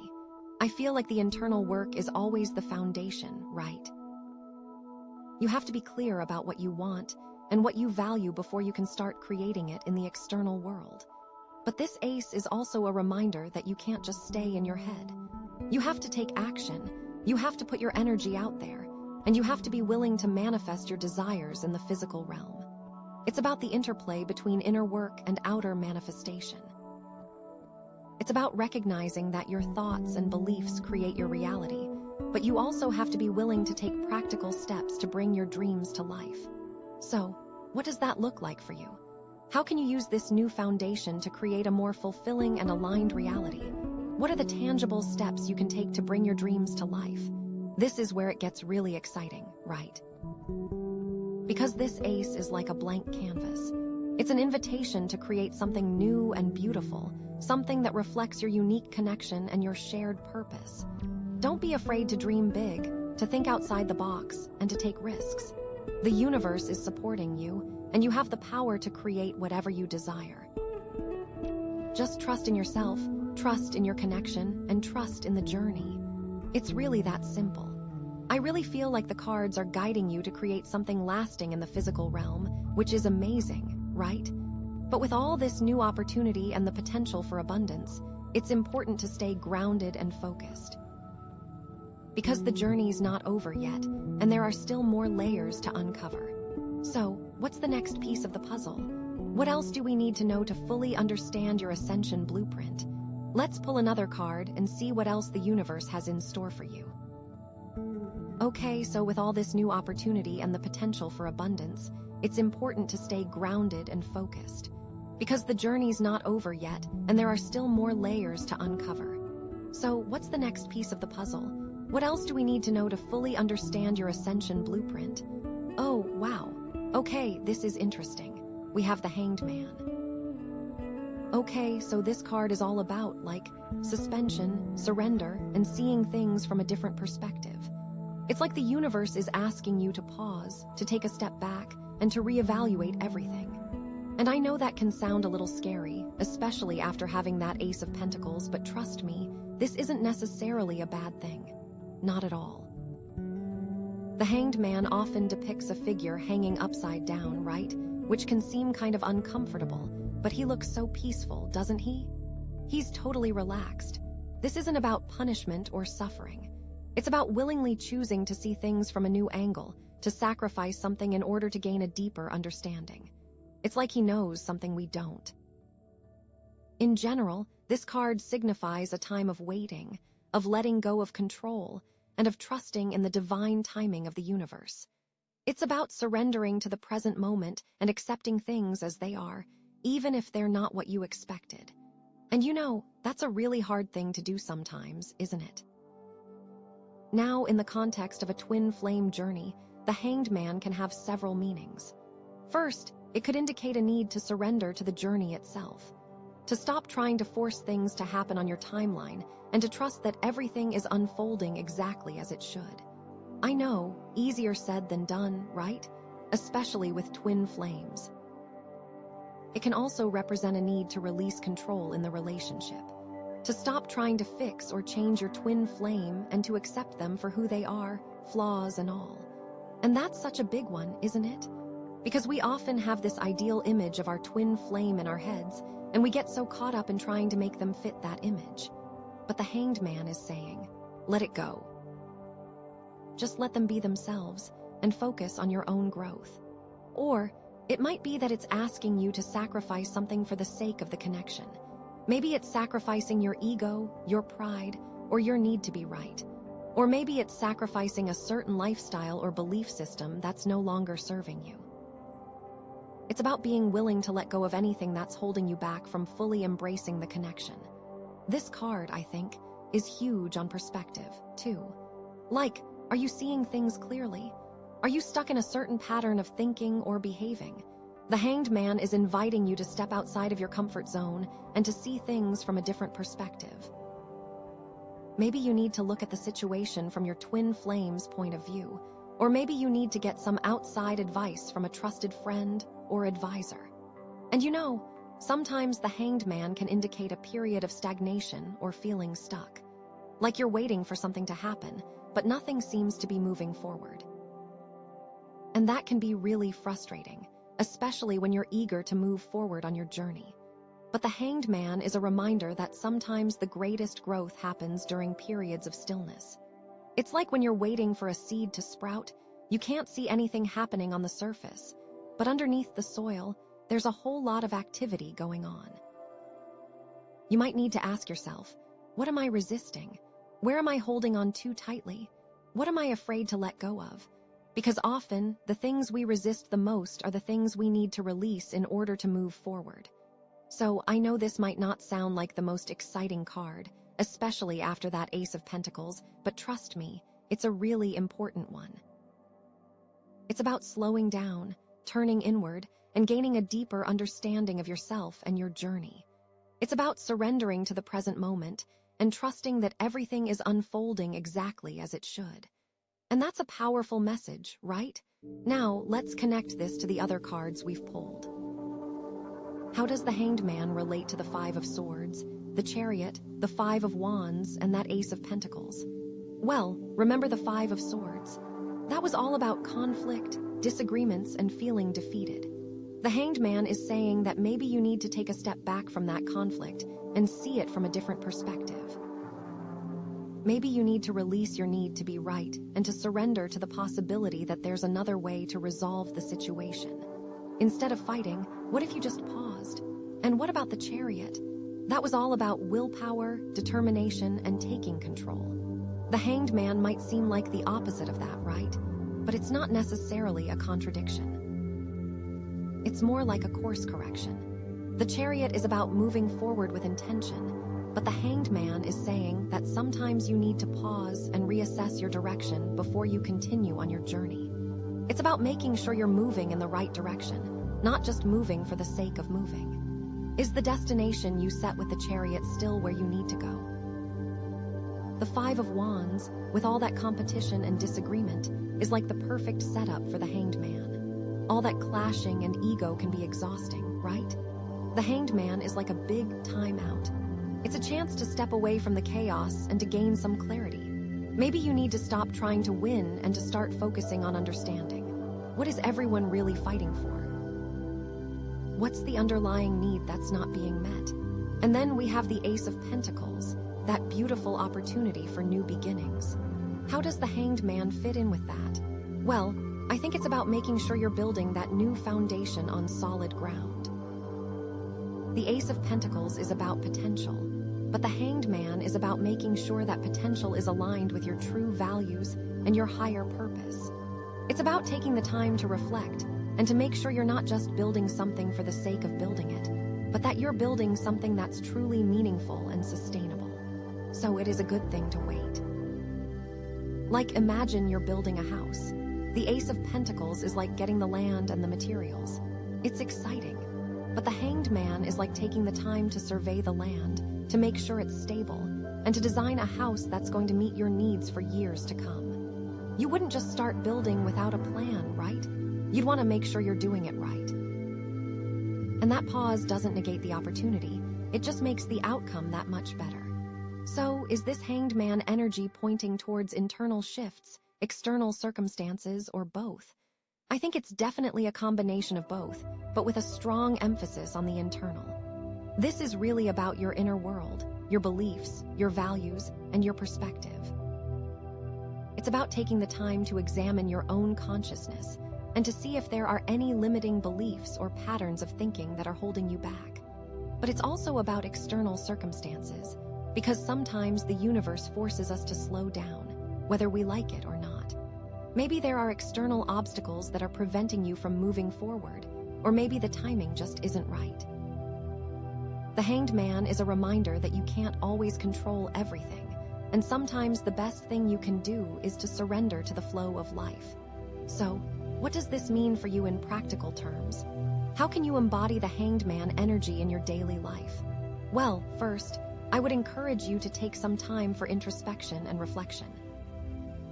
Maybe start a journal, meditate, or spend some time in nature. Ask yourself some tough questions. What am I really afraid of? What am I resisting? What am I holding on to that's no longer serving me? Second, try to see things from a different perspective.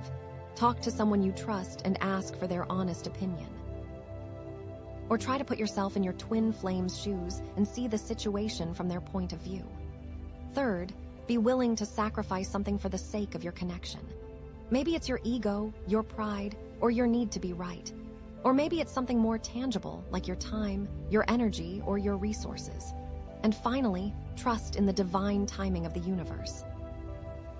Know that everything is unfolding exactly as it should, even if it doesn't make sense right now.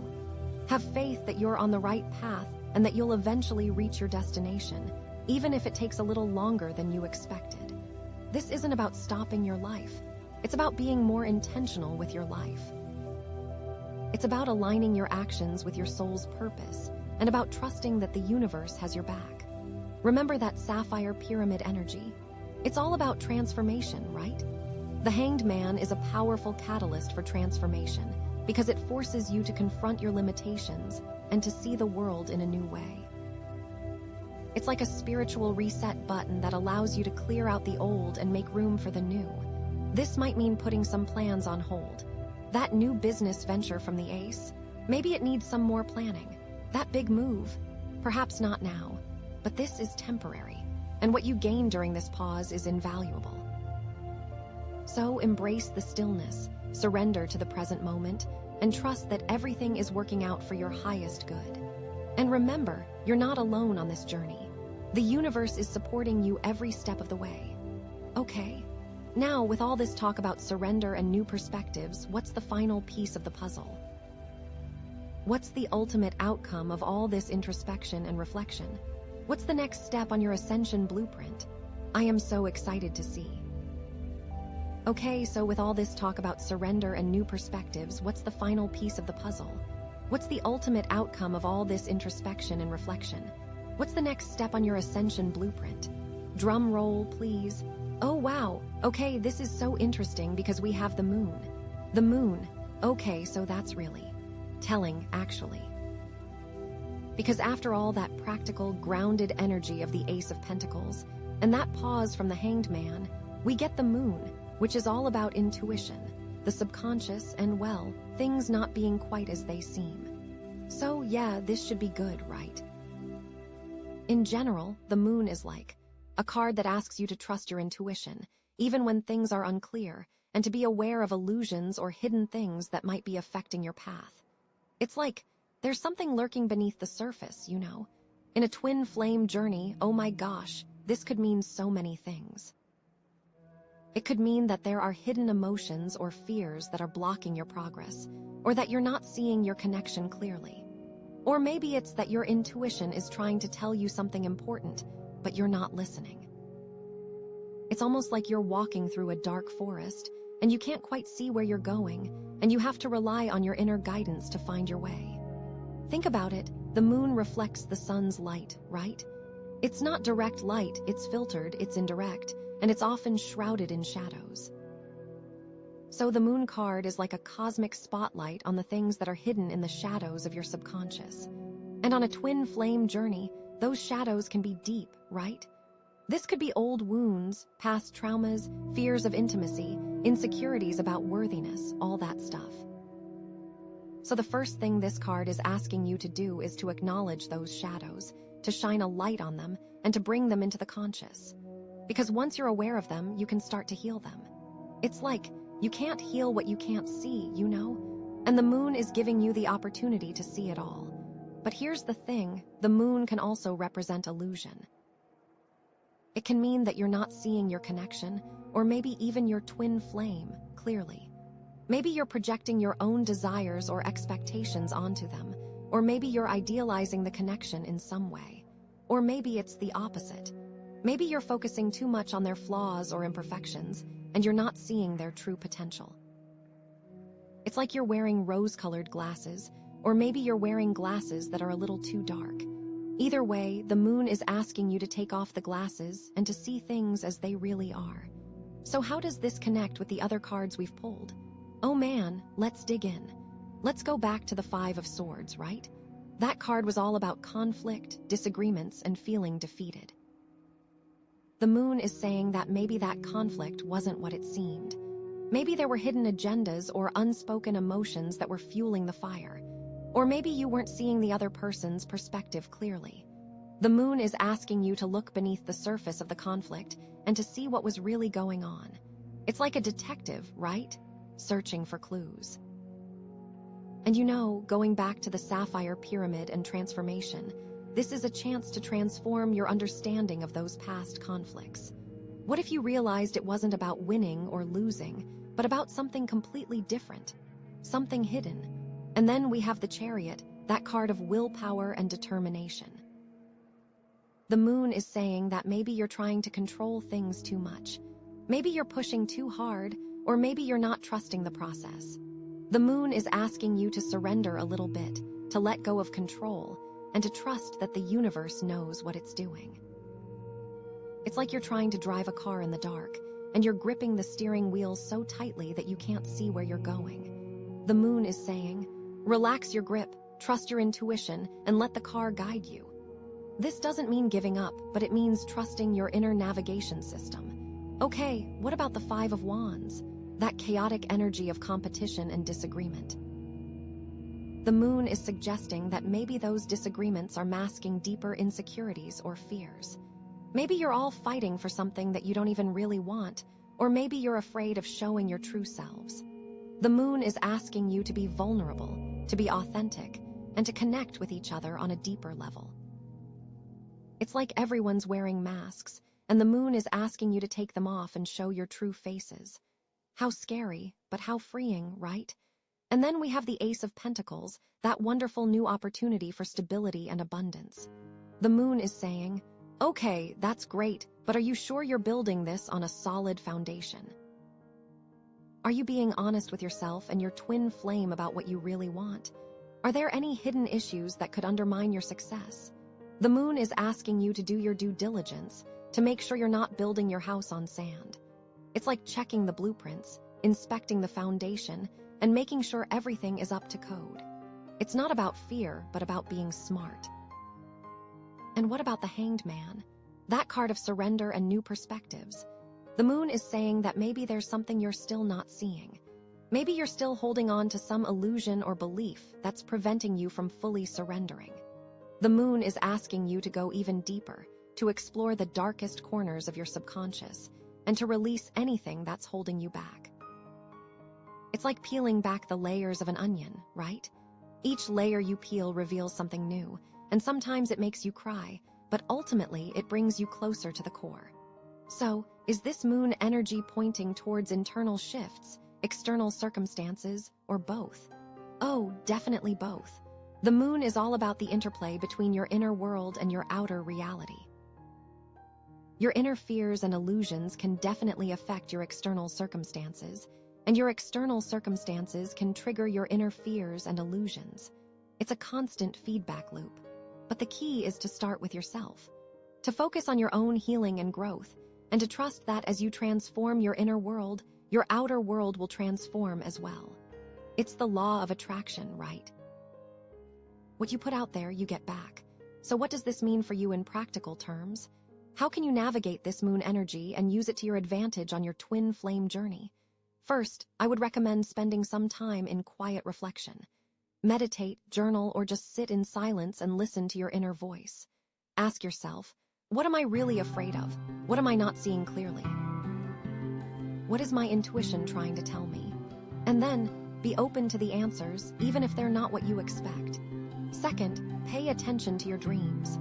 Dreams are often a direct line to your subconscious, and they can offer valuable insights into your fears, your desires, and your hidden potential. Keep a dream journal and try to interpret the symbols and messages that come to you in your dreams. It's like having a secret code, right? Third, trust your intuition. Your intuition is your inner compass, and it will always guide you in the right direction, even when things are unclear. Pay attention to your gut feelings, your hunches, and your synchronicities. These are all signs that you're on the right track. It's like having a built-in GPS, right? Just follow the directions. Fourth, be willing to be vulnerable with your twin flame. Share your fears, your insecurities, and your dreams. The more you open up to each other, the stronger your connection will become. It's like taking down the walls, right? Letting your true selves be seen. Fifth, be patient and compassionate with yourself and your twin flame. Healing takes time, and there will be ups and downs along the way. Don't beat yourself up for making mistakes, and don't judge your twin flame for their flaws. Just keep loving each other, keep supporting each other, and keep trusting the process. It's like planting a seed, right? You have to water it, nurture it, and wait for it to grow. And finally, remember that the Sapphire Pyramid is all about transformation. The moon is a powerful catalyst for transformation because it forces you to confront your deepest fears and illusions. It's like a spiritual detox, right? Clearing out all the toxins and making room for new growth. And remember what I said at the beginning. This journey, this reading, is all about aligning with the higher purpose of your twin flame journey and embracing the spiritual evolution it invites. The moon is a big part of that. So embrace the mystery, trust your intuition, and know that even in the darkest of nights, there is always light to be found. Because the moon isn't about being afraid of the dark. It's about learning to see in the dark. It's about finding your way, even when you can't see the path ahead. You know, it's about trusting that you have everything you need inside of you to navigate any challenge that comes your way. So yeah, the moon is definitely asking you to go deep, to be brave, and to trust your inner wisdom. Now, with all this talk about intuition and hidden things, what's the final piece of the puzzle? What's the ultimate outcome of all this soul-searching and shadow work?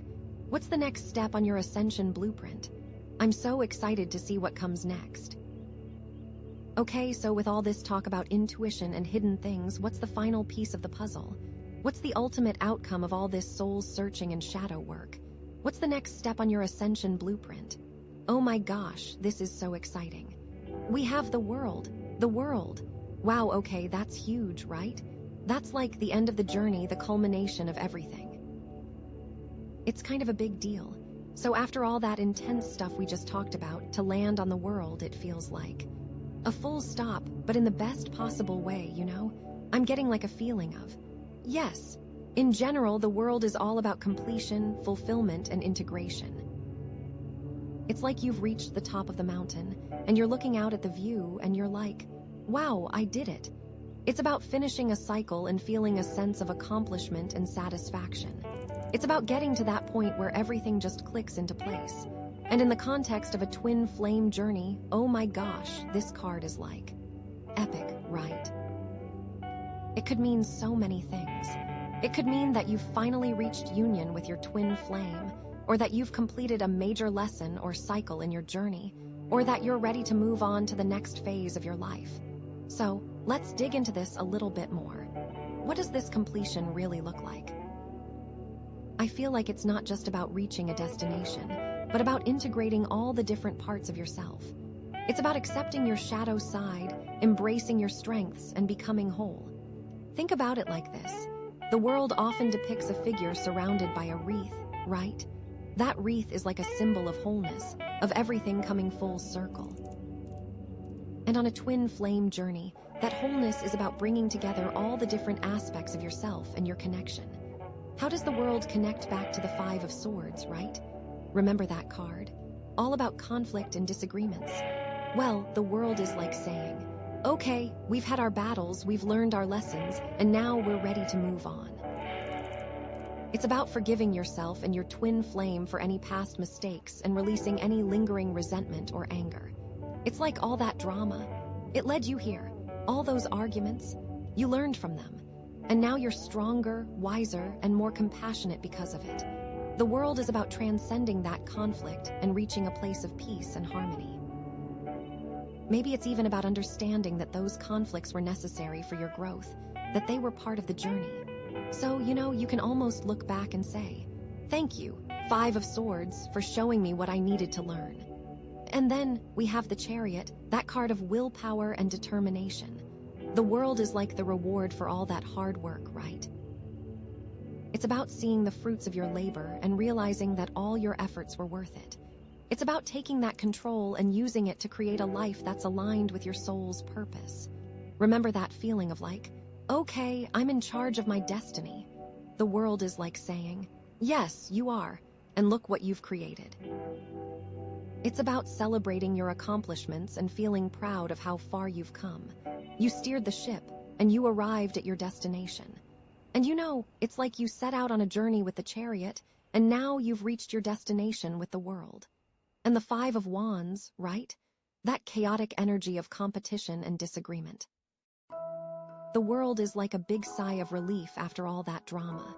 It's about realizing that you don't have to compete with each other, that you can support each other and celebrate each other's successes. Remember that feeling of like, oh my gosh, everyone's fighting for attention. The world is like saying, no, there's enough for everyone. We can all shine together. It's about creating a sense of community and collaboration, where everyone feels valued and respected. It is like all that pushing and pulling brought you closer together in the end. Those disagreements, they helped you define your boundaries and understand each other better.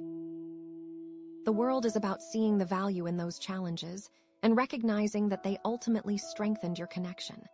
And then there's the Ace of Pentacles, that wonderful new opportunity for stability and abundance. The world is like saying, okay, you've planted the seed, you've nurtured it, and now it's blossoming into something beautiful. It's about seeing your dreams come to fruition and enjoying the fruits of your labor. Remember that feeling of like, oh my gosh, I can create something amazing.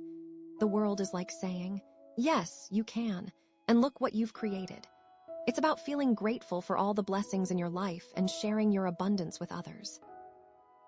It's not just a little sprout anymore, it is fully grown and bearing fruit. And it's like you started with that little seed of opportunity, and now you have a whole garden of abundance. And what about the Hanged Man? That card of surrender and new perspectives. The world is like saying, okay, you've surrendered, you've seen things from a different angle, and now you're ready to move forward with clarity and purpose. It's about integrating those new perspectives into your life and living in alignment with your highest values. Remember that feeling of like, oh my gosh, I need to let go and trust the universe. The world is like saying, yes, you do. And look where it's led you. It's about feeling confident and secure in your path, knowing that everything is unfolding exactly as it should. You paused, you reflected, and now you're ready to dance. You looked within, and now you're ready to share your gifts with the world. And finally, the moon, right? That card of intuition and hidden things. The world is like saying, okay, you've faced your fears, you've uncovered your hidden truths, and now you're ready to shine your light brightly. It's about embracing your authenticity and living in alignment with your soul's purpose. Remember that feeling of like, oh my gosh, there's so much hidden beneath the surface. The world is like saying, yes, there is. And you've explored it all, and now you're free to be yourself.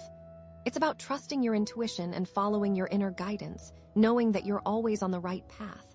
those shadows. You brought them to the light and now they're part of your story. The illusions, you shattered them and now you see the world with clarity. So, what does it mean to have the world as the final card in this reading? I think it means that you've reached a major milestone on your twin flame journey. You've completed a significant cycle of growth and transformation, and you're ready to move on to the next phase. It's like you've graduated from one level to the next, and it links back to the Sapphire pyramid. That transformative energy has been working within you this entire time, guiding you towards wholeness and fulfillment. This isn't necessarily the end of your journey, but it's definitely the end of a chapter. It's a time to celebrate your accomplishments, to feel grateful for all the lessons you've learned, and to look forward to the future with excitement and anticipation. So, congratulations. You've reached the world, but of course, there's always another journey, right? Okay, so the world, right? It's like the culmination of everything we've been talking about, all those twists and turns, all those ups and downs. It's all led to this moment. It's like, finally, you've reached the top of the mountain and you can see the whole world spread out before you. And it's beautiful, right? I feel like it's so important to really understand what this completion means. It's not just about reaching some kind of finish line and then just stopping, It's about integrating all the different parts of yourself, accepting your past, embracing your present, and looking forward to the future with confidence and joy. Think about it. We started with that 5 of Swords, which, let's be honest, it felt kind of rough, right? All that conflict, those disagreements, that feeling of being defeated. But the world is showing you that even those experiences were valuable. They taught you important lessons about communication, about boundaries, about standing up for yourself. And the Chariot, that card of willpower and determination.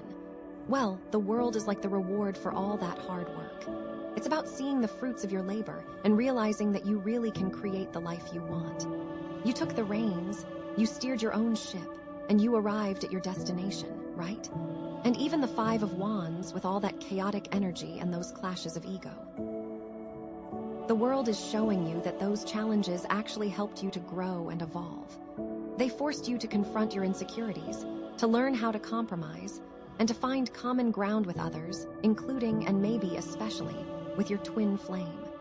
The Ace of Pentacles, that beautiful promise of new beginnings. The world is like the full realization of that potential. It's about taking that seed of opportunity and nurturing it into something real and lasting, something that brings you both abundance and fulfillment, something tangible that you can both be really proud of, And then we had the Hanged Man, that card of surrender and new perspectives. The world is like the payoff for all that introspection and reflection.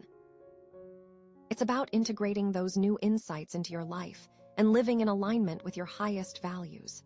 You took that pause, you looked within, and now you're ready to share your gifts with the world.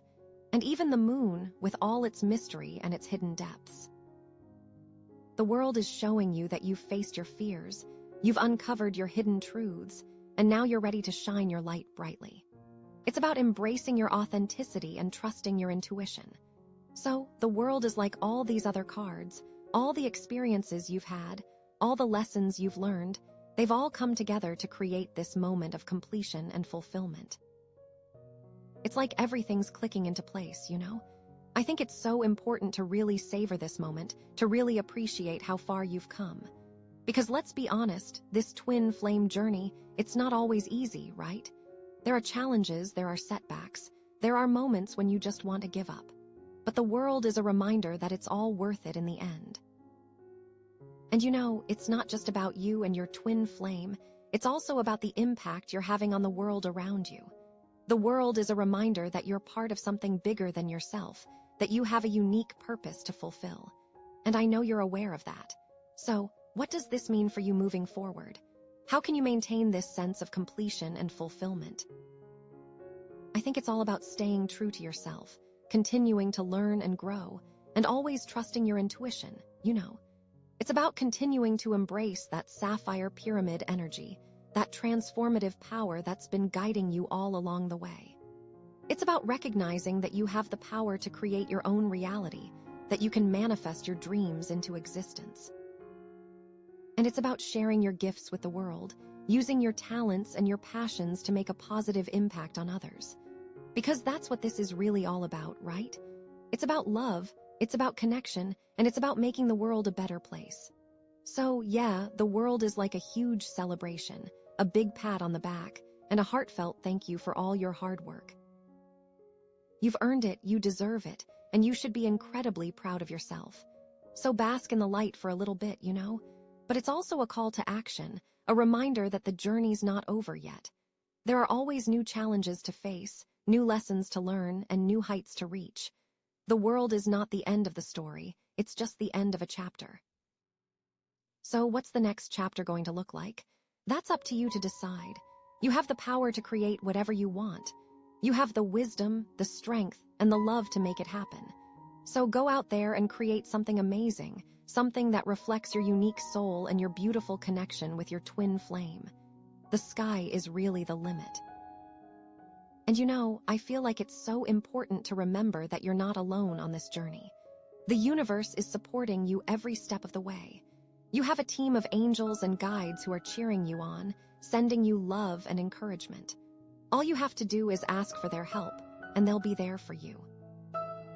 Trust in the divine timing of the universe. Know that everything is unfolding exactly as it should, and never give up on your dreams. You are so close, you know? And it's okay to ask for help, like I said. It's okay to lean on others when you need to. And it's so important to remember that self-care is not selfish, it's essential. You can't pour from an empty cup, so make sure you're taking care of your own needs so you can continue to shine your light brightly. So yeah, the world is like a big hug from the universe, a reminder that you are loved, you are supported, and you are capable of anything you set your mind to. So go out there and make your dreams a reality. You've got this, I know you do. And you know what else? I think it's really important to celebrate the small victories along the way. Don't just wait for the big milestones to celebrate. Acknowledge and appreciate all the little steps you're taking towards your goals. Every time you overcome a challenge, every time you learn a new lesson, every time you connect with your twin flame on a deeper level. Celebrate it. Acknowledge your progress and give yourself credit for all the hard work you're doing. Because it's not always easy, and sometimes you need a little reminder that you're on the right track. And it's okay to change your mind along the way. Your path is not set in stone. You have the freedom to adjust your course as you learn and grow. Don't be afraid to try new things, to explore different options, and to follow your heart, even if it leads you in unexpected directions. The most important thing is to stay true to yourself and to keep moving forward with love and intention. And trust that you are worthy of all the good things that are coming your way. You deserve to be happy, you deserve to be loved, and you deserve to live a life that's aligned with your soul's purpose. So, yeah, the world is like a permission slip to live your best life, to embrace your full potential, and to create a world that's filled with love, joy, and abundance. And who wouldn't want that, right? So congratulations. You've completed this cycle, and I am so excited to see what you do next. Keep shining.